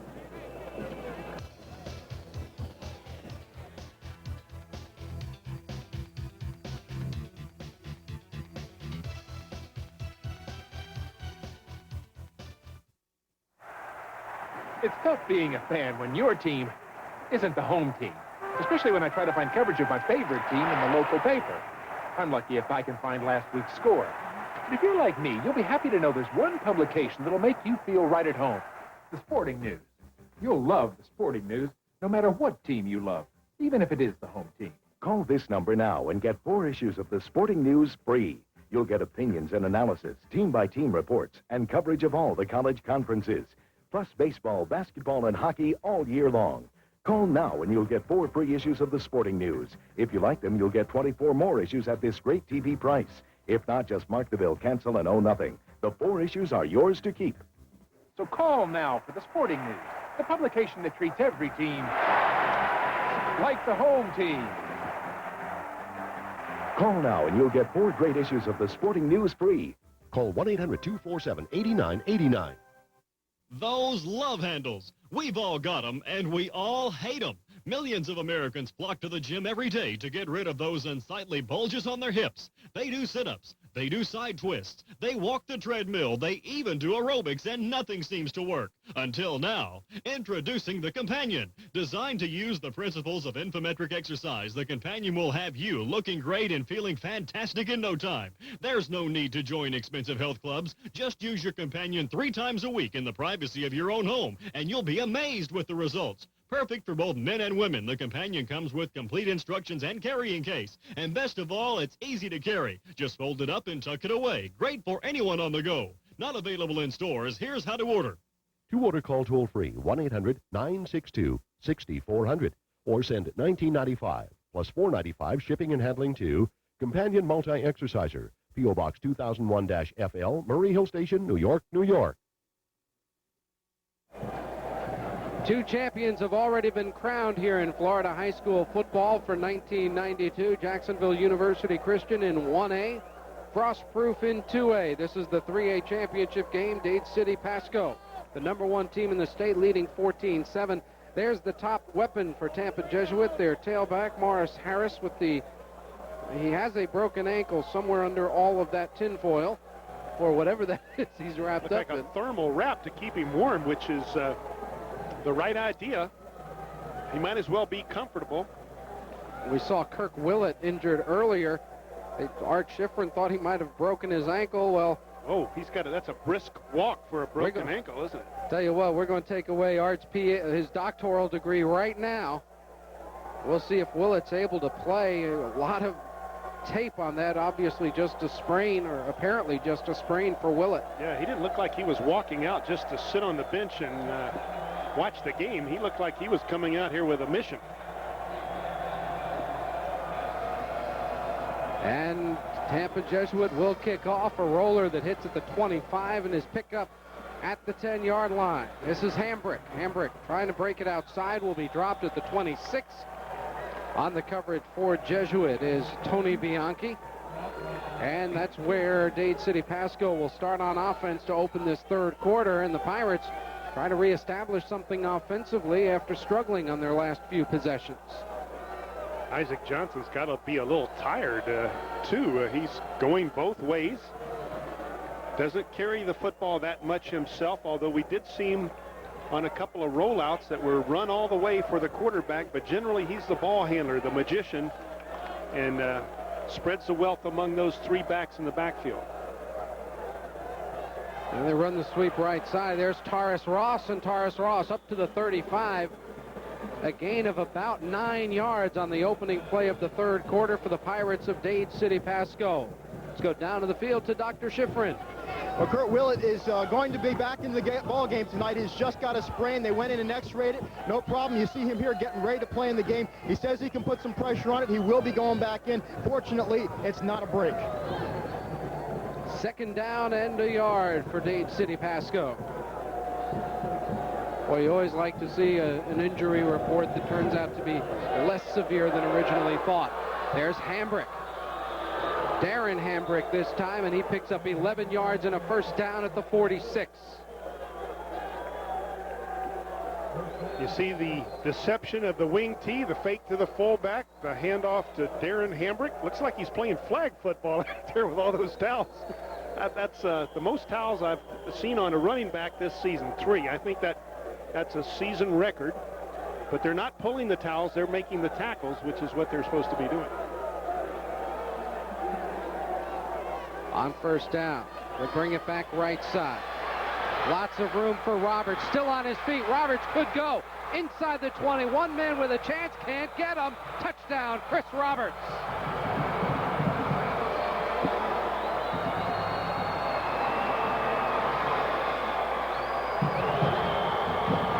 In our halftime highlight, highlights. We saw Chris Roberts getting outside earlier this evening with that wing tee attack. This time, a huge gaping hole on the right side, and Roberts stumbles into the open secondary and is able to regain his balance and sprint away from McCaslin. Bad snap on the extra point. The throw is intercepted, and that'll be that. So they don't get one more. They have to settle for a 13-point lead, and we'll see later on if that 21st point becomes an issue for the Pasco County top Pirates from Dade City. The 20 points matches the most that has been given up this season by Tampa Jesuit. And let's take another look at a 54-yard touchdown run. Chris Roberts, you see him stumble momentarily, regains his balance, and McCaslin, the young kid that plays tailback, can't quite get there to make the tackle before the third touchdown of the night is scored by the Pirates. 74 yards, 3 plays, all on the ground, 9, 11, and 54, the 3 running plays for Dade City Pasco. Clearly the biggest big play of the night right there. Both teams have been consistent with their offensive attack, but the big play finally was sprung by the undefeated Pasco Pirates. Pasco County High School 13-0, number 1 in the state. Tampa Jesuit is unranked at 10-3. Losses to Haines City and to Lakeland Kathleen.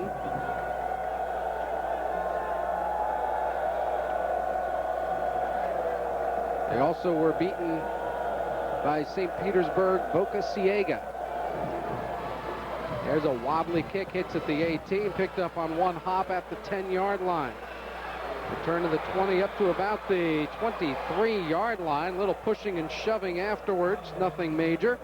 And that's where Tampa Jesuit will start out at the 23. Well, we talk about offense and defense, and we have a tendency to overlook the play of the specialty teams, but I would give that edge very much so tonight to Pasco. We talked about their team speed on defense, and on kick coverage, it's been excellent. So Jesuit starts at the 23-yard line. 10:15 to go, third quarter. They're down by 13.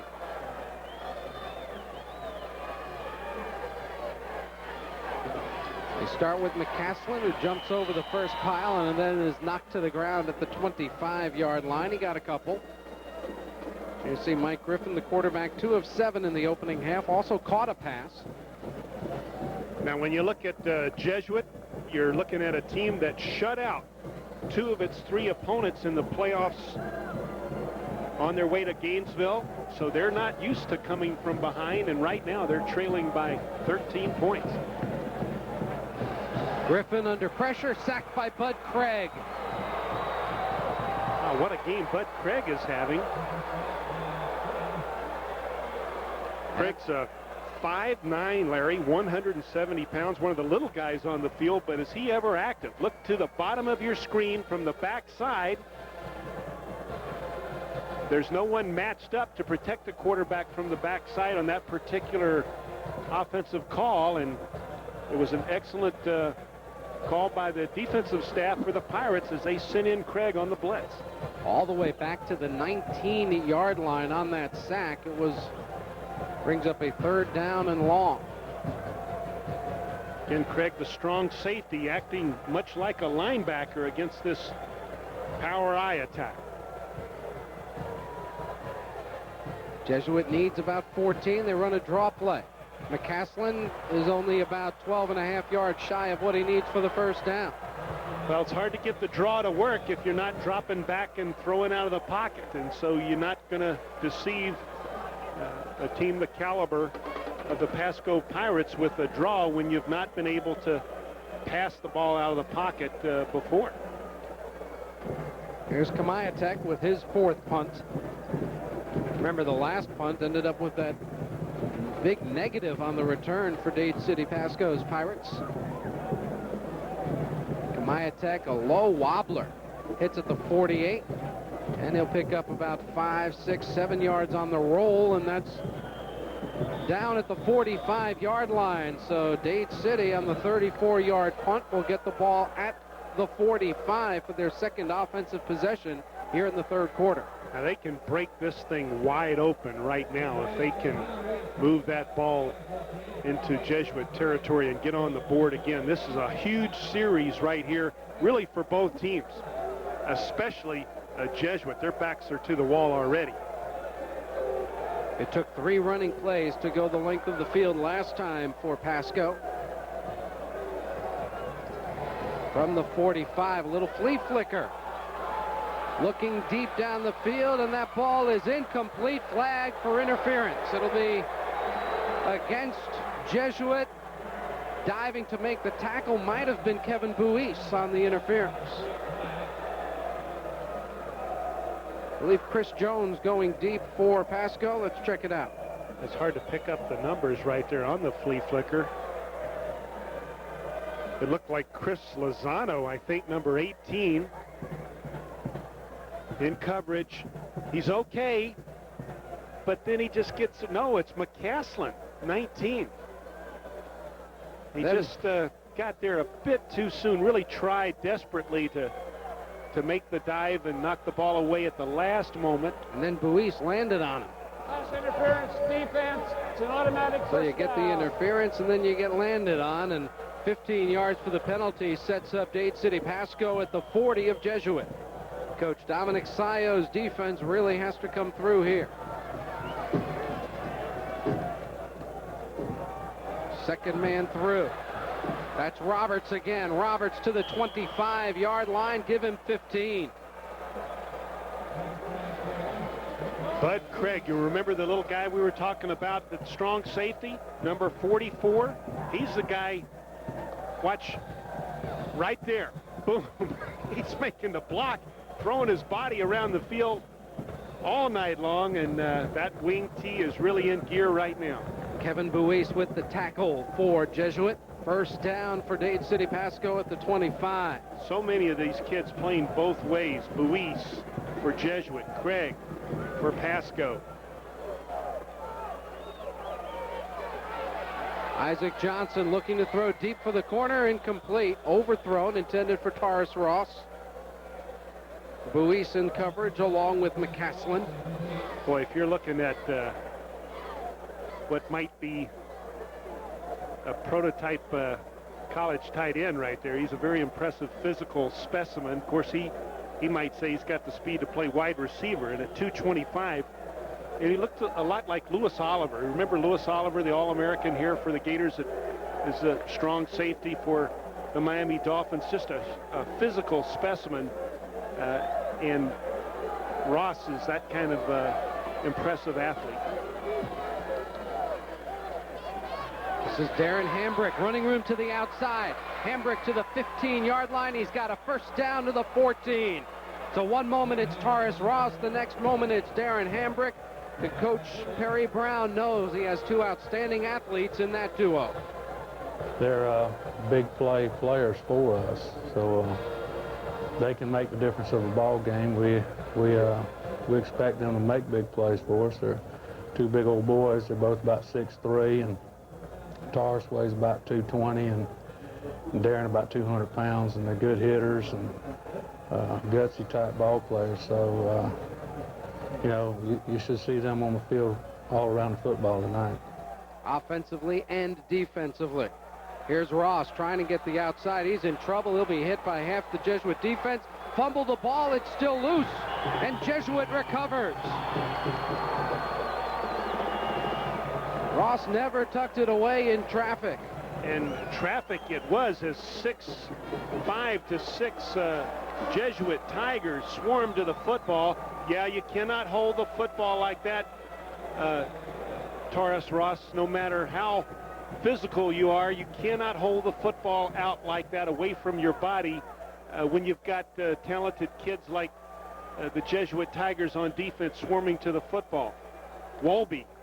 Court Walby, the co-captain, inside linebacker, is the guy that knocked it away, and then Willett, the kid that we thought was out with the hurt ankle, who is back on the field, made the recovery. Good faking, and Buis gets the ball, and Buis gets close to 10 yards, and looks like he picks up the first down for Jesuit. Now remember, Buis a moment ago was in the secondary chasing down the long pass. Now he's back at the tailback. In the 3A division, many times the kids at the bigger schools play only one way, but in this championship battle in the 3A here in Florida, you're seeing a lot of kids playing both ways. He did get the first down, ball at the 34-yard line for Tampa Jesuit. What a break for them when it looked like Pasco was about to go up 3 scores. Buis again, he got 2 painful yards, and then he's drilled by Hambrick. And the Hambrick was Darren Hambrick, the inside linebacker, the kid that's outstanding on offense and an all-state performer on defense. Darren Hambrick, number 22, all over the field this evening, 200-pound senior, 6'3", as the coach mentioned just a moment ago.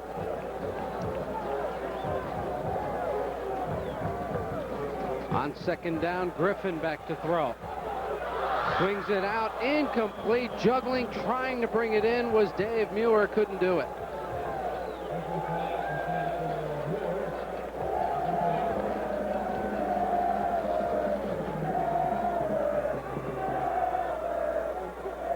Great effort by Muir. He almost comes up with a one-handed grab, continues to fight and try and gain his balance to make the catch on the second or third bounce before it hits the ground. 3rd and 8 from the 35-yard line. Griffin swings it out to Buis. Buis will be stopped short of the first down.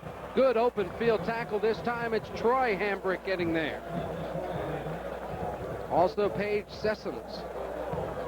Troy's the younger brother, the youngster in the family, the sophomore. 6'1", 185. It looks up to big brother Darren in a number of ways. And Kamiatek comes in for the 5th time. On a 4th and 4, let's see if Jesuit tries to get Dade City to jump. I don't think they'd want to give up the 5 yards here.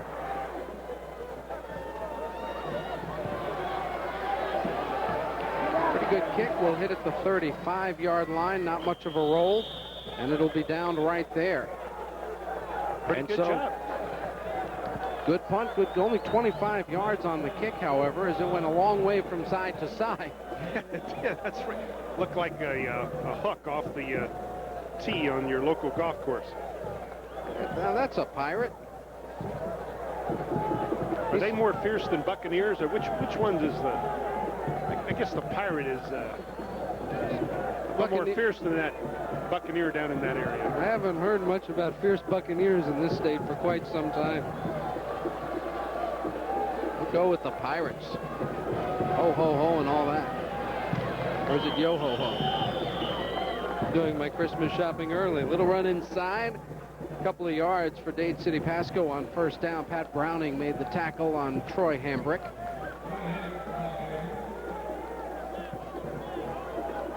Now we saw that Jesuit defense do the job in the second quarter. Pasco had the quick start in the first half. They had the quick start in the second half. But can Jesuit fight back? Can they get back in it like they did in the first half? 4:15 to go, third quarter. Flag on the play as Hambrick gets to the outside. Darren Hambrick up near midfield and will have a first down depending on the flags. They're in the offensive backfield of Dade City Pasco.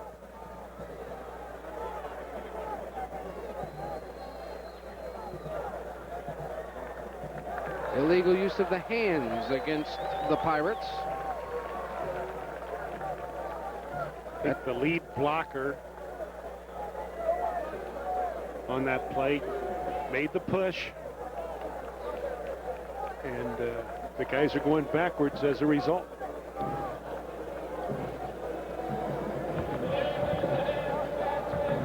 That's a big help to that Jesuit defense to have the Pirates make those mistakes and Jesuit will take any break they can get right now, trailing by 13 points. Pasco has had the worst of it as far as the flags are concerned, and now they're facing second down and long from their own 28. Isaac Johnson under pressure, runs away from that pressure, throws deep downfield, and he's got it to his wide receiver. That's Chris Jones in the open field. Jones down the sideline for the touchdown.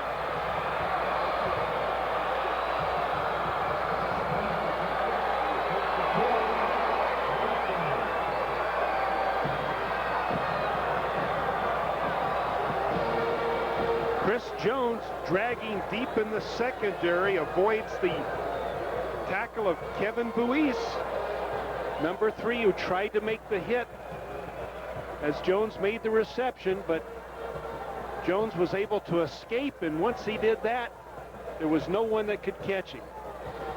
And another big play.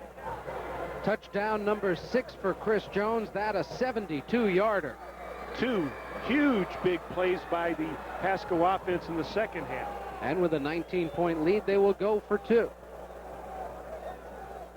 Johnson looked to pitch to somebody who wasn't there. He throws it good for the 2-point conversion to Bud Craig. So Bud Craig, who sacks quarterbacks, returns, fumbles, throws, blocks, and catches 2-point conversions. There's got to be an S on his T-shirt under that number 44. They're going for 2, and this is the touchdown to Chris Jones, and you'll see Kevin Buis right there break, go for the head and shoulder, cannot make the tackle. Chris Jones is not going to get caught from behind, even with McCaslin chasing him. For Eugene McCaslin, he has seen that view of Dade City Pasco runners a few times today. He's got to be a tired warrior, as he's the tailback who's carried the ball primarily on offense, and he's been chasing down folks from behind on defense. Just a sophomore, McCaslin, a good-looking athlete, big kid, and having a tough time of it so far today. The Miami Heat is celebrating its 5th anniversary this season right here on Sports Channel with fast-paced basketball action.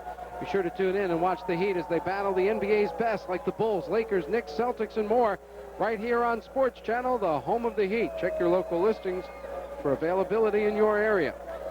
Well, this is truly a surprise as we look at this big play offense in the second half. 2 plays, 65 yards, the big touchdown pass.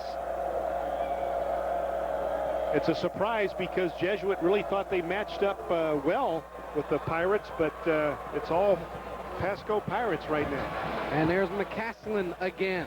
On the return, McCaslin fights his way up to about the 30-yard line. He had about a minute of a break over there along the sideline to recharge his batteries, and you see him laying there every second he can to catch his breath. I don't think he's been off the field more than 4 or 5 plays today. A few times Buis has been in at tailback, but for the most part, Eugene McCaslin's going all the way, and you know how much Dominic Sayo and the Tampa Jesuit Tigers would love to have Morris Harris available. Without Mo Harris, this is obviously a much different football team. Now down by 21, they go to the air, completed pass to Muir, and he may have picked up a yard. Big open field hit by Jamie Bird. Talked about Jamie Bird hugging that line of scrimmage as the strong safety, and so they throw the ball out in the flat. He's right there on the shadow of the tight end right there. Very physical player, Bird. There's Mo Harris.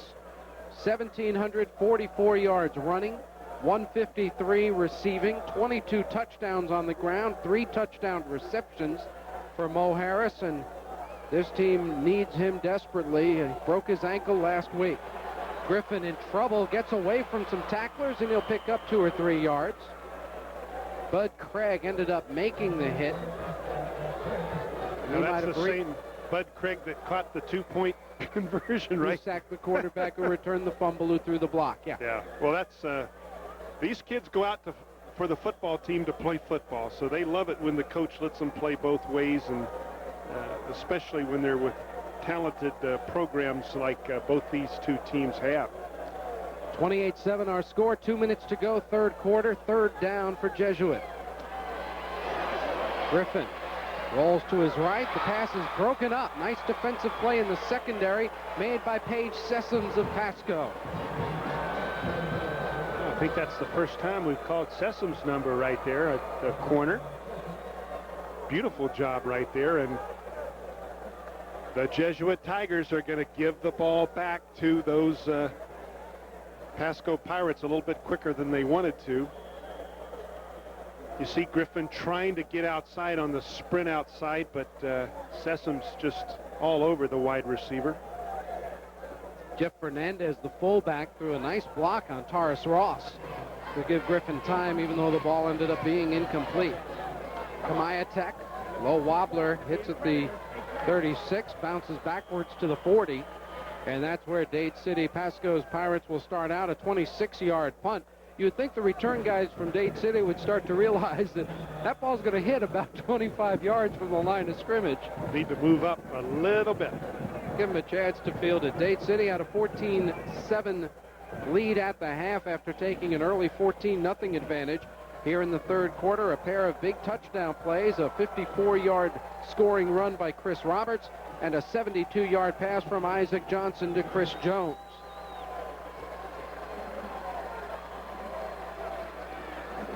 From the 40, they give it to Hambrick, Troy Hambrick, and he's got about 12 yards. Right up the middle and a first down. Well, this Pirate offense has really turned into a big play offense in the second half. You know, in the first quarter, they had an excellent production out of their offense, but they didn't have the big plays like they've had in the second half. Huge gaping hole at the point of attack. They're just overpowering the Tigers right now. From the 48 of Jesuit. Running to the left side, trying to get out of trouble is Bird, and he ends up maybe getting back to the line of scrimmage. Leonard Bethea out there defensively. Bethea actually making the tackle behind the line of scrimmage. Look at the top of your screen. You're going to see Leonard Bethea right there hustling into the backfield before Bird can get untracked. 6'1", 152 senior Leonard Bethea.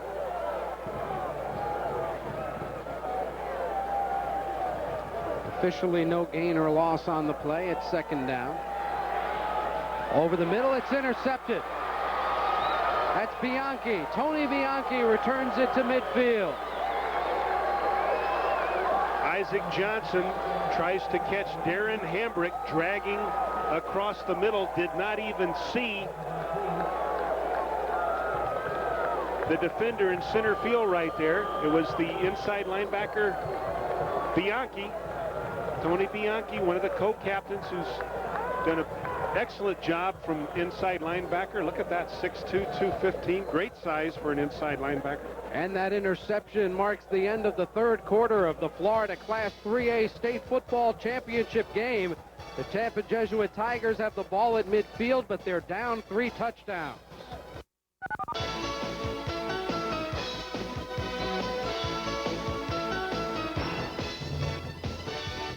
Here they come, sport fans. To slamming and jamming, rocking and rolling. Incredible new sports music videos. NFL rocks and NBA superstars, too. They're both free with your paid subscription to Sports Illustrated. The best way to get inside the action for over 20 million readers. Call this toll-free number now and get the best of both worlds. To the beat of some of rock's top artists. You'll get superstars and super sounds, one right after another. And get 54 issues of Sports Illustrated for only $1.39 an issue. Save over 52% off the cover price. SI and the 2 free videos make great gifts. For quicker delivery, use your credit card. Get your 2 free videos and enjoy the excitement of sports every week in Sports Illustrated. Yeah, that's me. And it still seems like a dream. But you don't have to be an Olympic marathoner to enjoy the benefits of running. Hi, I'm Frank Shorter from Runner's World magazine. Did you know that in as little as 20 minutes, 3 times a week, you can trim down, shape up, and have more energy than you ever thought possible. This free book shows you how. It's filled with super training tips for stronger and smoother running. And it's yours free, just for trying Runner's World. Every month, Runner's World tells you all about high-energy meals, training secrets, staying healthy, even buying the perfect running shoes. Call now for your no-risk trial subscription to Runner's World. You'll get 12 big issues for almost half off the cover price. Just 3 payments of $5.99. There's no obligation. If you're not completely satisfied, get back every penny you paid. And with your paid subscription, you'll receive the exclusive Runner's World training log. Call the toll-free number on your screen now.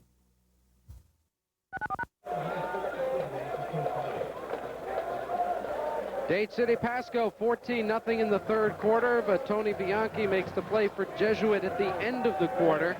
And now the Tigers have to try to score 3 fourth-quarter touchdowns to catch Dade City Pasco as we begin play with the ball at midfield.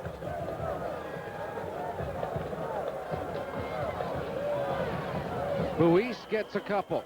He was hit at the line by Kayvon Madani and could not get out of the grasp of the 260-pound senior defensive tackle. We talked about the size of the Tigers. Look at the size of Madani, 6'1", 260. We talked about their size being a bit underrated. Pasco, we mean. They've obviously had an advantage with speed, but we're not talking about some small guys playing up front for them. Nice little crossing route completed to Bobby Parado. Parado gets the ball up to the 37 of Pasco, and he picks up a first down. Isaac Johnson is going to make the hit right there. Well, I don't know, he's trying to do a backflip there, or he was trying to get away. Turn me loose. First down from the 37. Griffin now having to throw on virtually every down. Same route, in and out of the hands of Parado, incomplete. Oh, did I ever see that coming, as I'm sure all our viewers did. Bobby Parado dragging deep in the secondary, and Isaac Johnson, number 9 for Pasco, was just waiting to crunch him. Takes a lot of courage in any league to go across the middle, but when you're leaping in the air like that and your rib cage is exposed, that's like a bullseye for a defensive back like Johnson.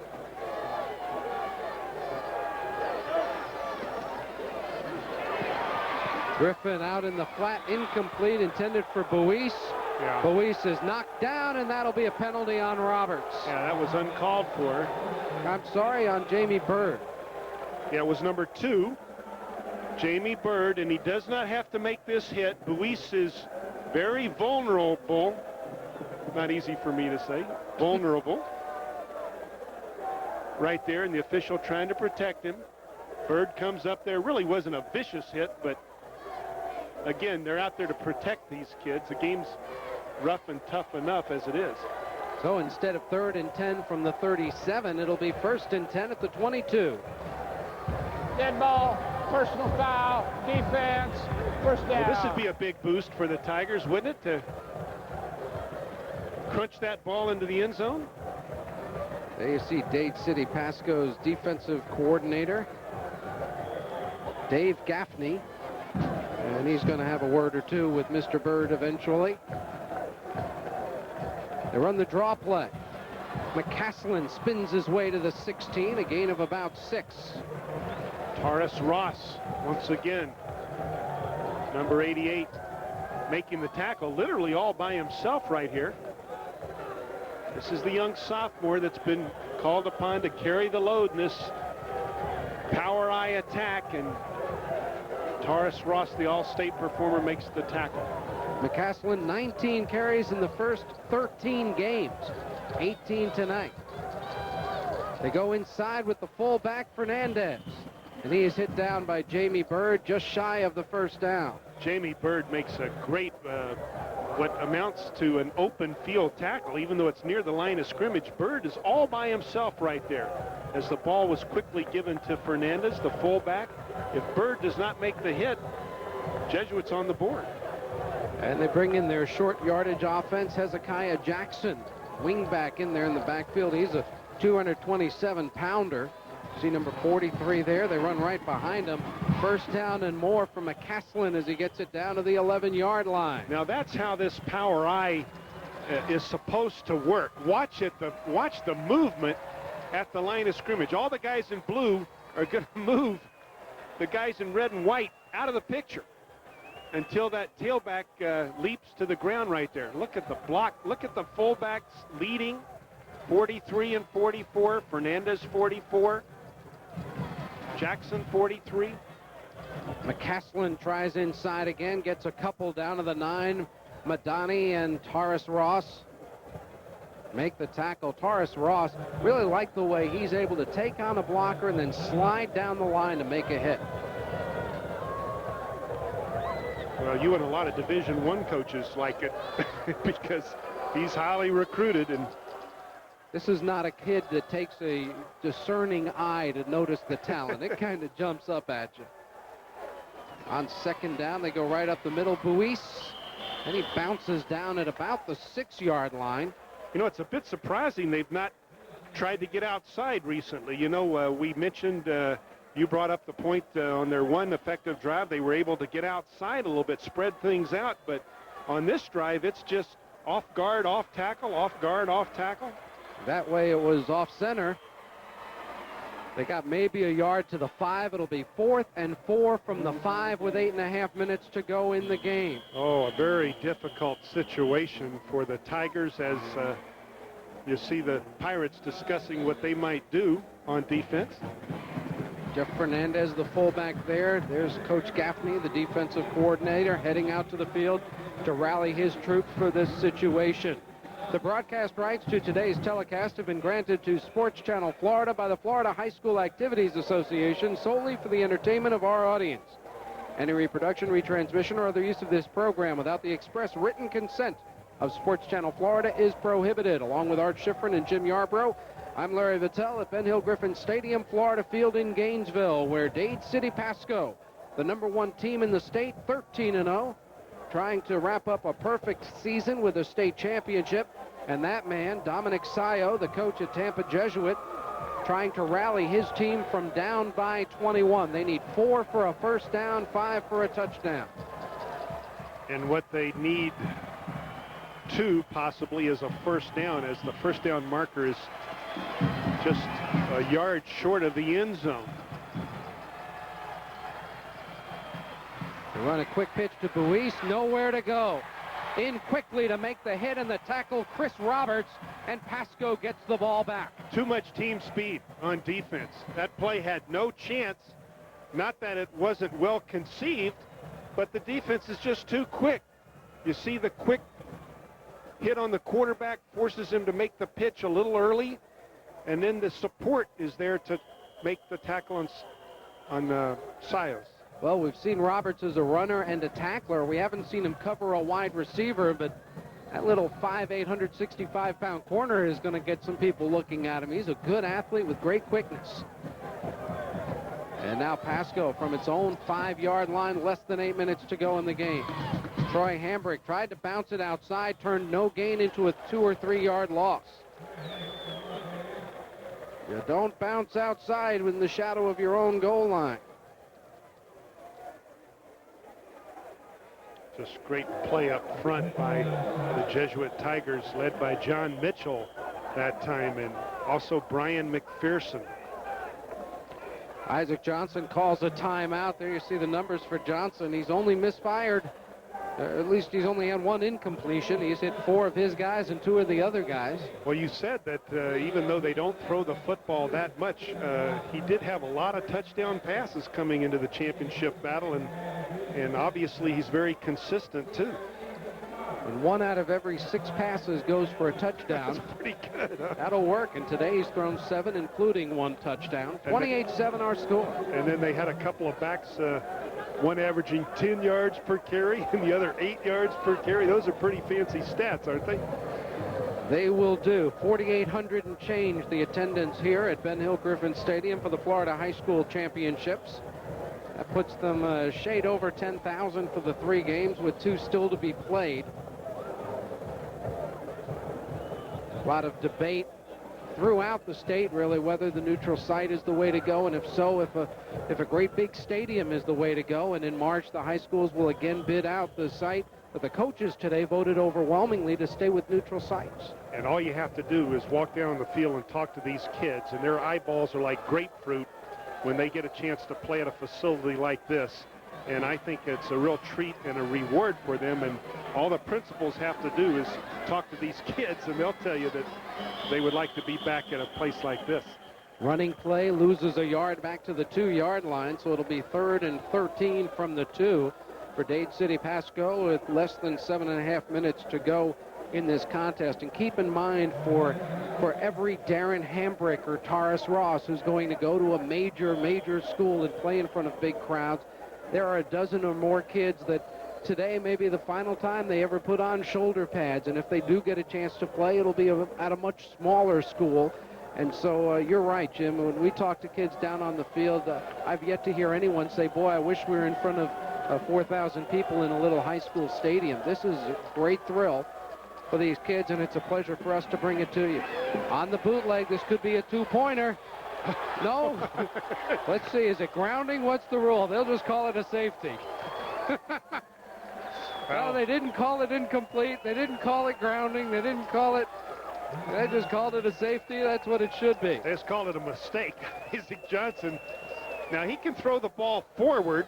You know, you can do that. I don't know. Left-handed. Why isn't that incomplete? You know, on the shovel pass, why is the shovel pass, when it's completed, you know, called a pass, and when it's incomplete, it's not a fumble? Why is that not a pass? It doesn't matter if it's left hand or right hand. Why was that not a pass? Because they called it a safety, Coach. No, but I'm asking. It should have been a pass. I mean, wasn't it? That's an even though it was pass. ugly. Well, that's why I said I thought they'd call it grounding, because he threw it forward with his left hand, no receiver anywhere around. Maybe a better, but really, you know, all the shovel passes we see in college football these days, and we say, hey, that's really a safe play, because even if it's incomplete, it's okay. It's not a fumble. So even though that looked a bit silly, it really was a good option for him. And had they called it an incomplete pass or intentional grounding, it would have been a safety as grounding in the end zone. So any penalty in the end zone is a safety. So I know that as an offensive lineman who, at one point in his life, held in the end zone. Did you? Yes, and it was very embarrassing. Well, I played a little football, played a few games at offensive line, and I held in the end zone about 6 times, but I never got flagged for it. Well, you got to hold the other guy. You can't hold somebody on your own team. Which I held on for dear life. They'll kick it off from the 20 with a score now 28-9. This is not a fair fight. If Jim and I are going to compare football memories, we need to change the subject. Buis on the return is run out of bounds at about the 47. And that's where it'll be for Tampa Jesuit with 6:34 to go in the ball game, down by 19. Well, the big story on that last exchange was Jesuit was not able to punch it in. They had a chance, but they had to give the ball on downs back to Pasco. Pasco got nothing done, except they did eat up the clock a little bit more, and the clock is not the friend of the Jesuit Tigers right now. And despite the safety, they still need 3 scores, 2 touchdowns and 2 two-point conversions. Still will not close the gap. Griffin under pressure. Ross can't catch him. Deflected and intercepted. Taken away by Isaac Johnson. We do have a flag on the play. Let's check that out. Taurus Ross was closing ever so rapidly from the backside on Mike Griffin. Mike Griffin had to get rid of the football. He felt the pressure of Ross coming behind him. 12 men, perhaps. Is that usually at 5? Maybe an illegal participation penalty. The flag came down almost immediately after the snap.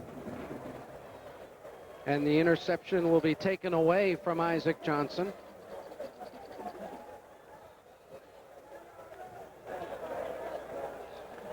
Well, 15 yards. I think the Referee has got his microphone working. Let's see what he calls here.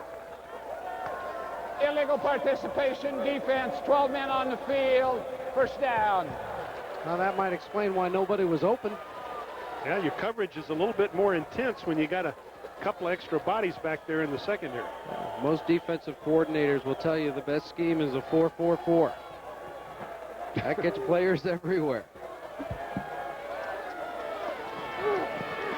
Griffin from the pocket, hit as he throws. Buies can't make the diving catch. Good pressure up the middle from the nose guard, Jackie Tucker. Jackie Tucker's first big play of the night. Of course, the nose guard is seldom able to escape himself. He generally gives up his body, and he's being blocked by the center and both guards and that type of thing, but somehow he scooped around the outside right there. Jackie Tucker did. He just kind of squirted through traffic. They run the reverse with Buies.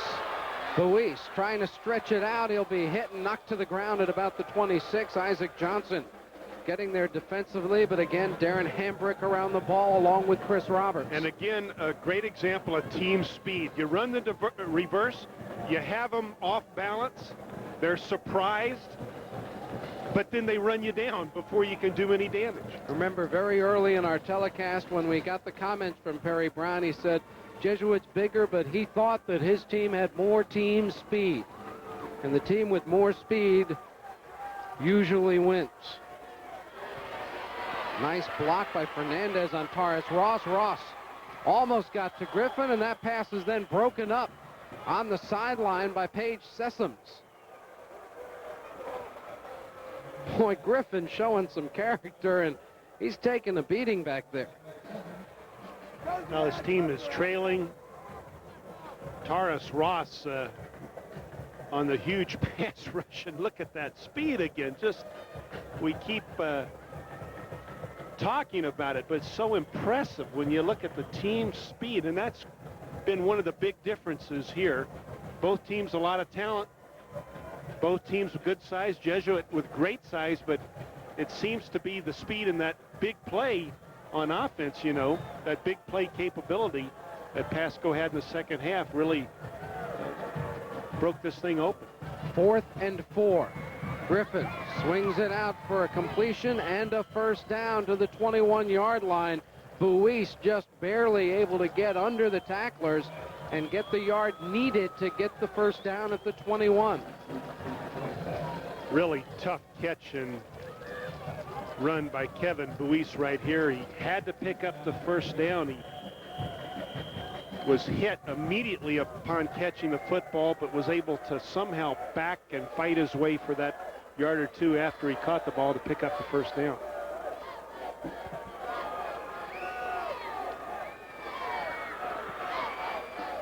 Way overthrown. Little hook route run over there by, looked like Muir, and then that ball was just thrown way, way too tall.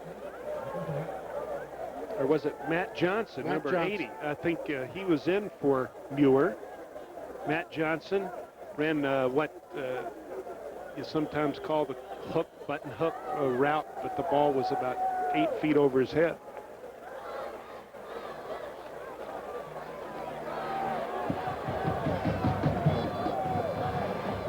From the 20-yard line. Second down.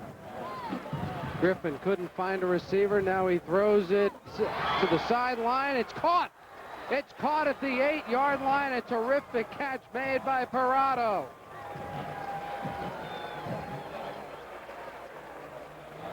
Bobby Parado makes the great catch here. Mike Griffin does a terrific job of escaping and lofting the ball in the air, and he got both toes inside. I really believe he did. I mean, they called it that way anyway, but it sure seemed that he got a couple of toenails inside that white line. They see Griffin. When they win, he throws about 5 times a game. Today, down by 19, he has thrown it a bunch. Swings it out on the left side. Fernandez, touchdown. Jeff Fernandez, the fullback who's been blocking all day, gets a chance to score for Jesuit.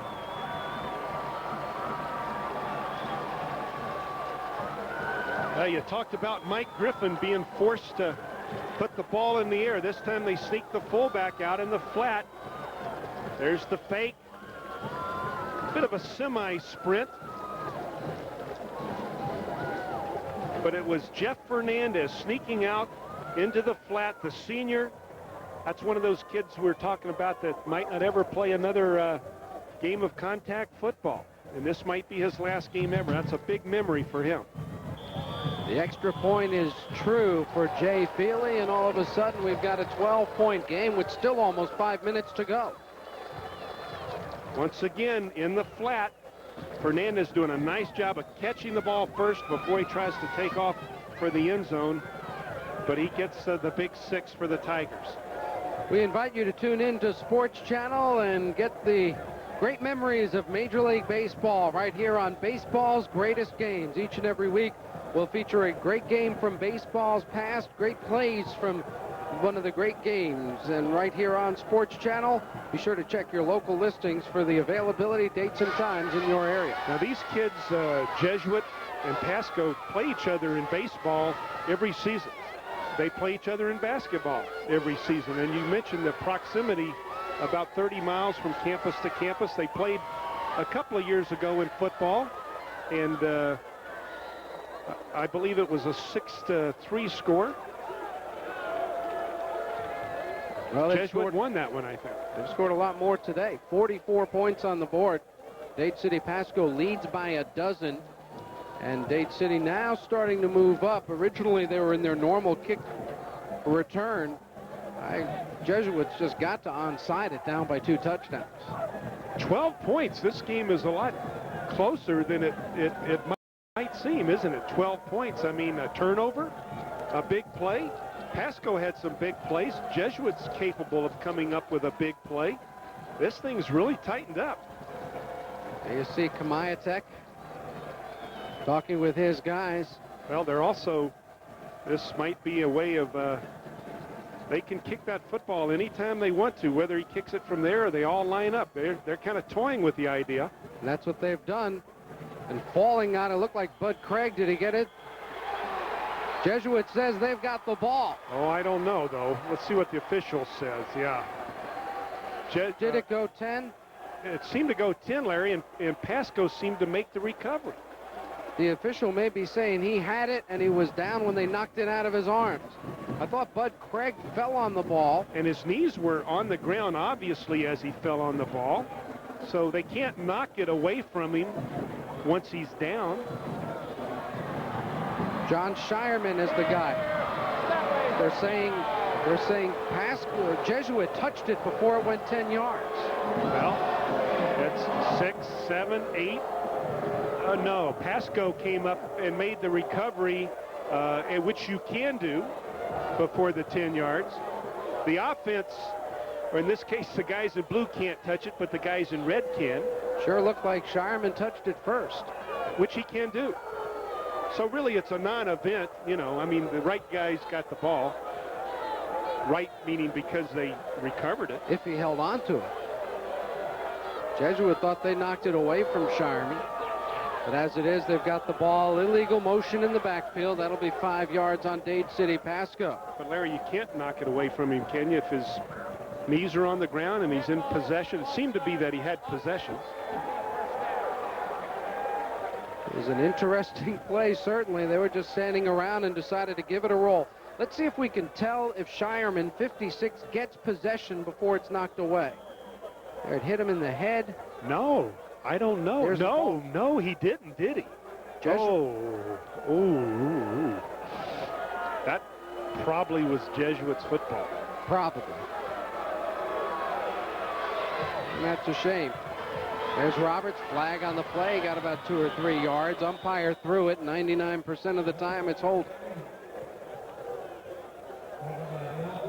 And this is not the 1% exception to the rule.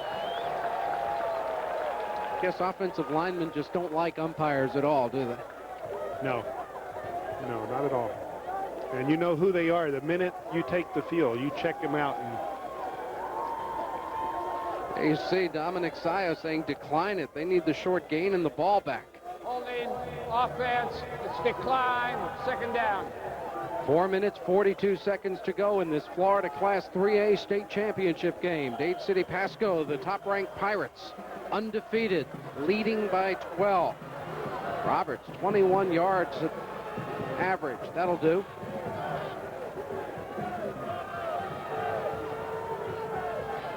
On second down, running wide, cutting through. That's Hambrick, Darren Hambrick. Inside the 45, still on his feet to the 42-yard line. Well, even though Darren Hambrick is a tremendous running back, he seems to be destined to play inside linebacker in the future. But look at the speed here. This kid, a kid that's gonna, we guess, and we're just guessing, eventually going to wind up playing linebacker. That's why, you know, they talk about the great speed of the Division I college football teams in the state of Florida. When you have a kid like that who plays inside linebacker and plays tailback on his high school all-state championship team. Running inside and a little bit shy of first down yardage. Pat Browning making the tackle on Troy Hambrick. We saw Roberts check into the lineup, never got close to the alignment and just stopped so he didn't get an illegal motion penalty. And now it's fourth down, and I suspect Pasco will go for it. A first down here will ice the ball game. 3:17 left in this championship battle. A little surprised Jesuit not using their timeouts here to stop the clock. The clock winds down to the 3-minute mark. Fourth down, they need to get inside the 40. Troy Hambrick has the first down at the 38-yard line.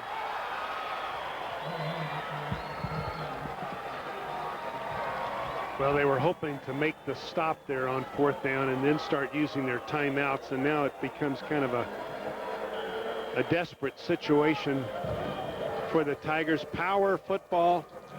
Look at the block up front of number 54, Aaron Craig. Number 54, as we mentioned, is the left tackle. And another senior. This is a very experienced Dade City Pasco team, and that has helped them, but not as much as their overall speed. Right up the middle. There's Hambrick, Troy Hambrick to the 20-yard line.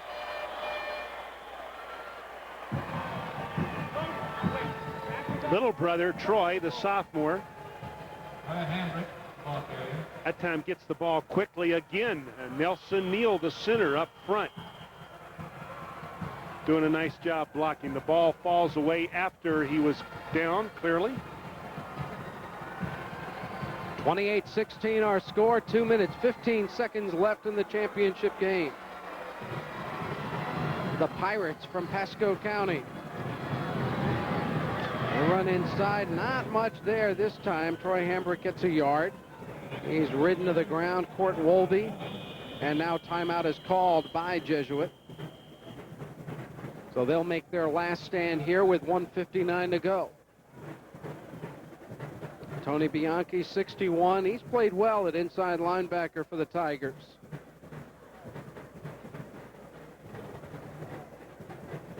Yeah, both inside linebackers, well, all inside linebackers on both teams have played terrific high school football tonight. That time it was Bianchi. Javier Cartaya, number 56, also in on the tackle. Tampa Jesuit came into this game with a record of 10-3, but without their top ball player, Morris Harris, 1,700-yard runner, and who scored 25 touchdowns over the course of the season. Harris had 150 points. The next highest guy on the team was Feely with 49. He outrushed his nearest teammate by almost 1,500 yards, and he's not available tonight.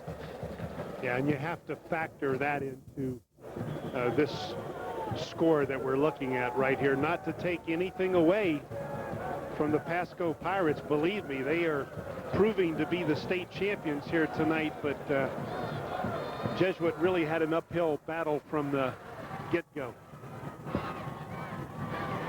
Inside, the handoff goes. Not much running room, and another Jesuit timeout with 1:53 to go. Bianchi again in on the tackle on Troy Hambrick. Now they show one timeout remaining for the Tigers of Tampa Jesuit, but they used a timeout prior to that 4th and 4 play earlier here in the 4th quarter, so they should be all out of timeouts. And you see the numbers, almost 2-1 for Dade City Pasco. And on the ground, they have had a lot of weapons. Darren Hambrick, Troy Hambrick. Darren's got 32. Troy's got 48. Roberts with 84. Johnson with 15. Again, they spread the wealth in that wing T offense. You don't feature one back. You kind of use deception and misdirection, and when you got a lot of weapons like that in the backfield, that wing T becomes even more powerful. Ball now at the 17-yard line, where it is 3rd and 7. I can't think of anyone in college using the wing T right now. Can you think of anyone? You don't see it that much at the college level, and it's a lot of fun to watch it run in high school football. It's a very exciting and entertaining offense. Guy who ran something similar to that was Dan Devine when he was at Notre Dame. And they do a fake reverse, nowhere to go for Troy Hambrick, and he'll be knocked to the ground at the 23-yard line. And that'll bring up a 4th down. And obviously Pasco really doesn't care right now. They would wish that every play would succeed, but even though Jesuit is stopping them, the most important thing is that they're leading the ball game with 1:26 left on the clock and the 12-point lead. Well, the scoreboard still shows that one timeout remaining, but obviously Jesuit does not have one. And they'll have to run a play with about 2 seconds left on the play clock. No, they're going to take the delay of game. So that'll move it back 5 more.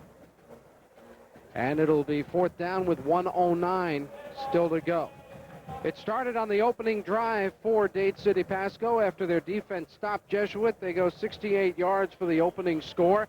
Then it becomes 14-0 after Ben Craig had that excellent fumble return to set them up at the 40-yard line. Jesuit scored late in the 2nd quarter on a 1-yard Buies touchdown run after a personal foul on 4th down. Gave Tampa Jesuit a second opportunity. But here in the second half, Chris Roberts goes 54 yards for a score. We've got a little confusion on the snap, and the Jesuit player trying to run for a score, and he'll be driven to the ground. And we'll go back and try to figure out who did what. But the end result is we are at 28-16. Let's go back to that play. What happened? Sergio Mordini thought he was going to run the length of the field.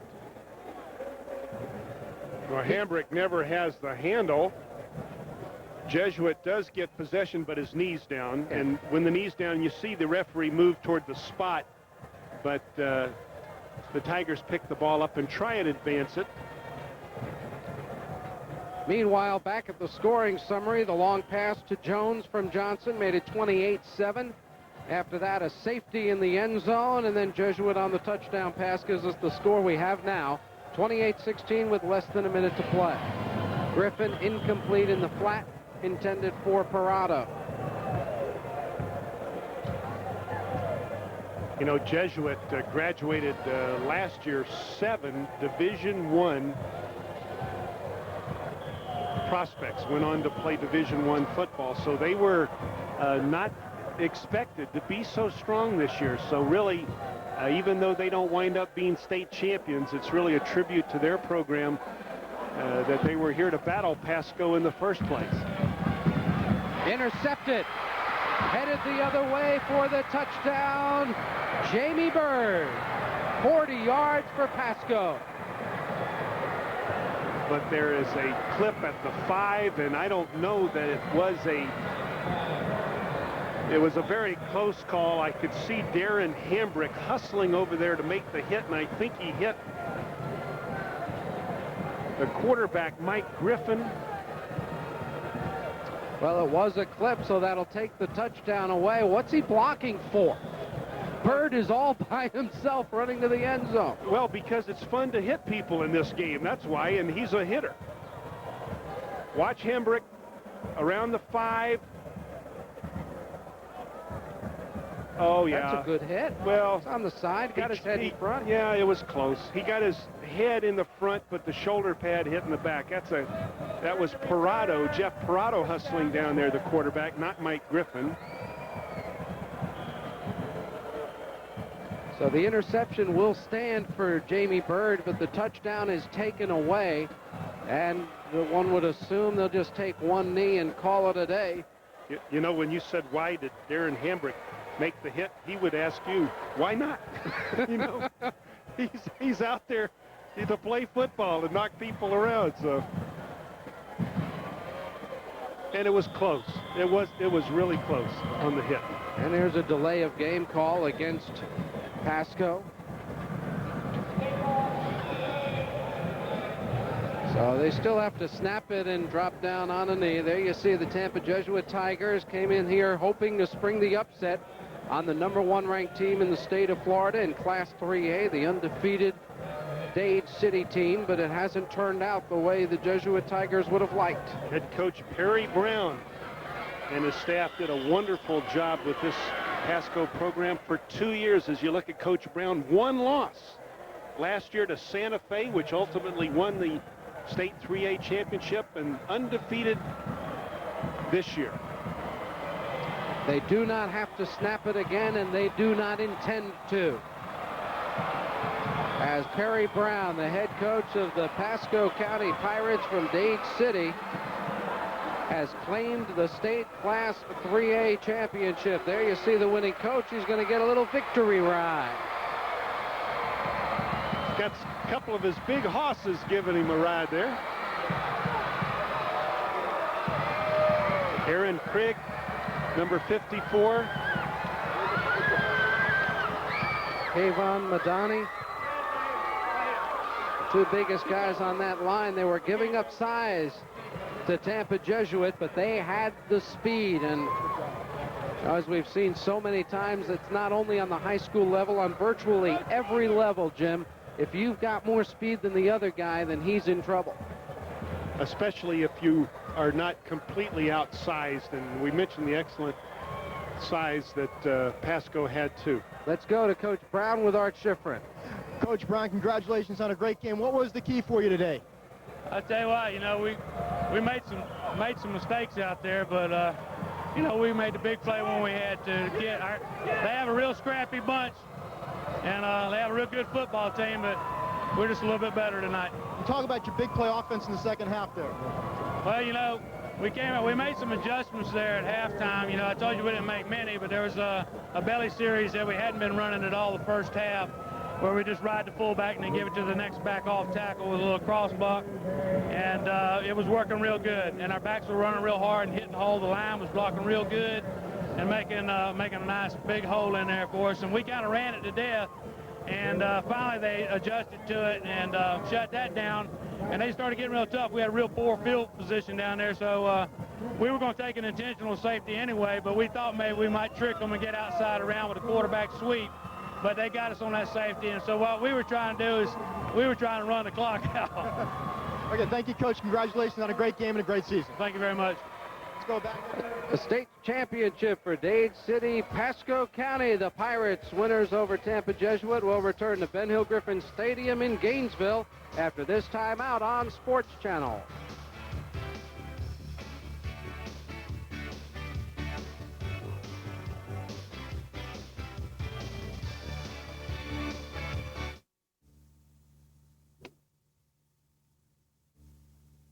Like somebody's been practicing. Nope. Private lessons. Private lessons. That's right. Since when does the king of the 65-hour work week have time for private lessons? On the train, late at night. Yeah, sure. No, really, I've been working on my golf game with Golf Magazine. They've got this private lessons section in every issue. Golf Magazine? Well, that's great if you got a 4 handicap. What about my game? It doesn't matter, because private lessons are written on 4 playing levels. So no matter what you shoot, they got you covered. So they even cover my game? Sure, and they gave me this club bag when I subscribed. Not bad. And I saved a bundle. Now Golf Magazine gives me tour highlights and profiles, the Champs Clinic, plus course ratings, equipment reviews, even golf vacation suggestions. Listen, I'll never get out as much as I'd like, but at least with Golf Magazine, I can make the most of it. Well, I guess I'll call Golf Magazine for some private lessons, too. go. Looks like you should have called a little earlier. Hello there, everybody. This is Mel Allen. I've got a special offer on out-of-print collector baseball cards. Now you can own 200 genuine collectible baseball cards for the unbelievable price of $9.95. It's a collector's dream come true. Each set contains baseball cards going as far back as 1986 and including Topps, Donruss, and Upper Deck that are no longer being printed. Over the years, the value of baseball cards has skyrocketed, and while no one can guarantee baseball cards will go up in value, we can guarantee each set will have star, superstar, rookie, and all-star cards. So take it from me, Mel Allen, at this price, these cards could be gone. 200 genuine collectible baseball cards, no duplicates, mint condition, only $9.95 each, plus $2.95 postage, limit of 5 per household. So get cracking. Call now to order. Well, Dade City Pasco gets the victory over Tampa Jesuit. Jesuit coach Dominic Sayo is on the field with Art Schifrin. Coach Sayo, you had some momentum coming out of halftime. What happened? There was a couple big plays. Is that what did it to you?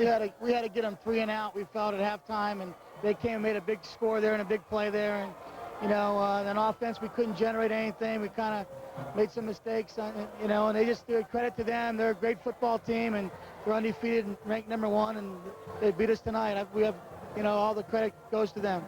Talk about the season that you had. You lost 7 Division I players from last season, yet you make it to the championship game. Well, I'll tell you, I'm really proud of our football team and our kids. Tremendous heart power they had, and I couldn't be prouder for a bunch of young football team. It's just a great job they did, and I'm really proud of them, our coaches, and can't say enough of our coaches and our players this year. Thanks a lot, Coach. Tough luck tonight, but a great season. Let's go back upstairs. Okay, thanks a lot, Art. And Jim, what really stands out is that first drive in the third quarter.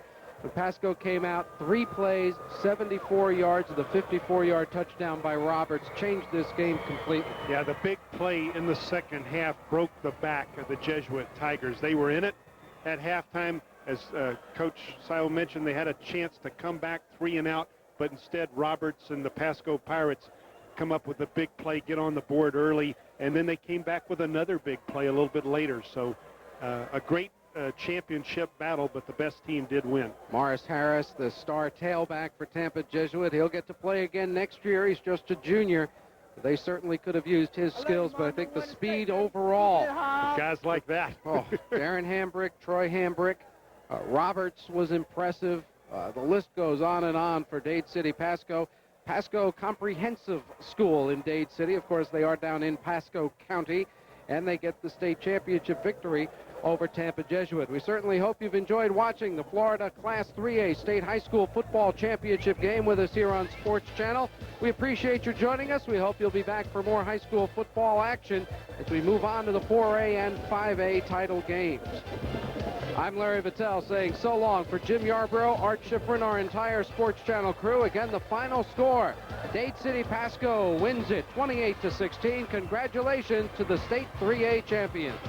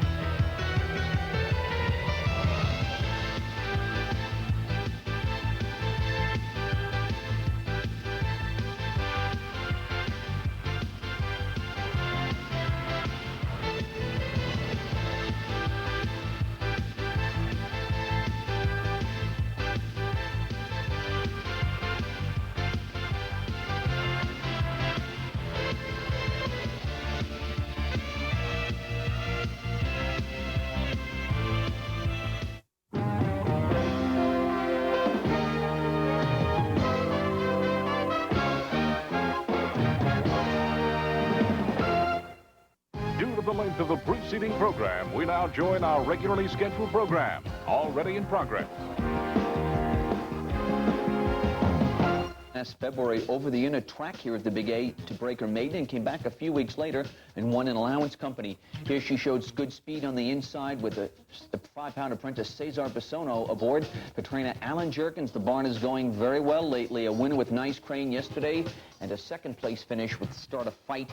The Hobo Farms Bridget Honey paid 11.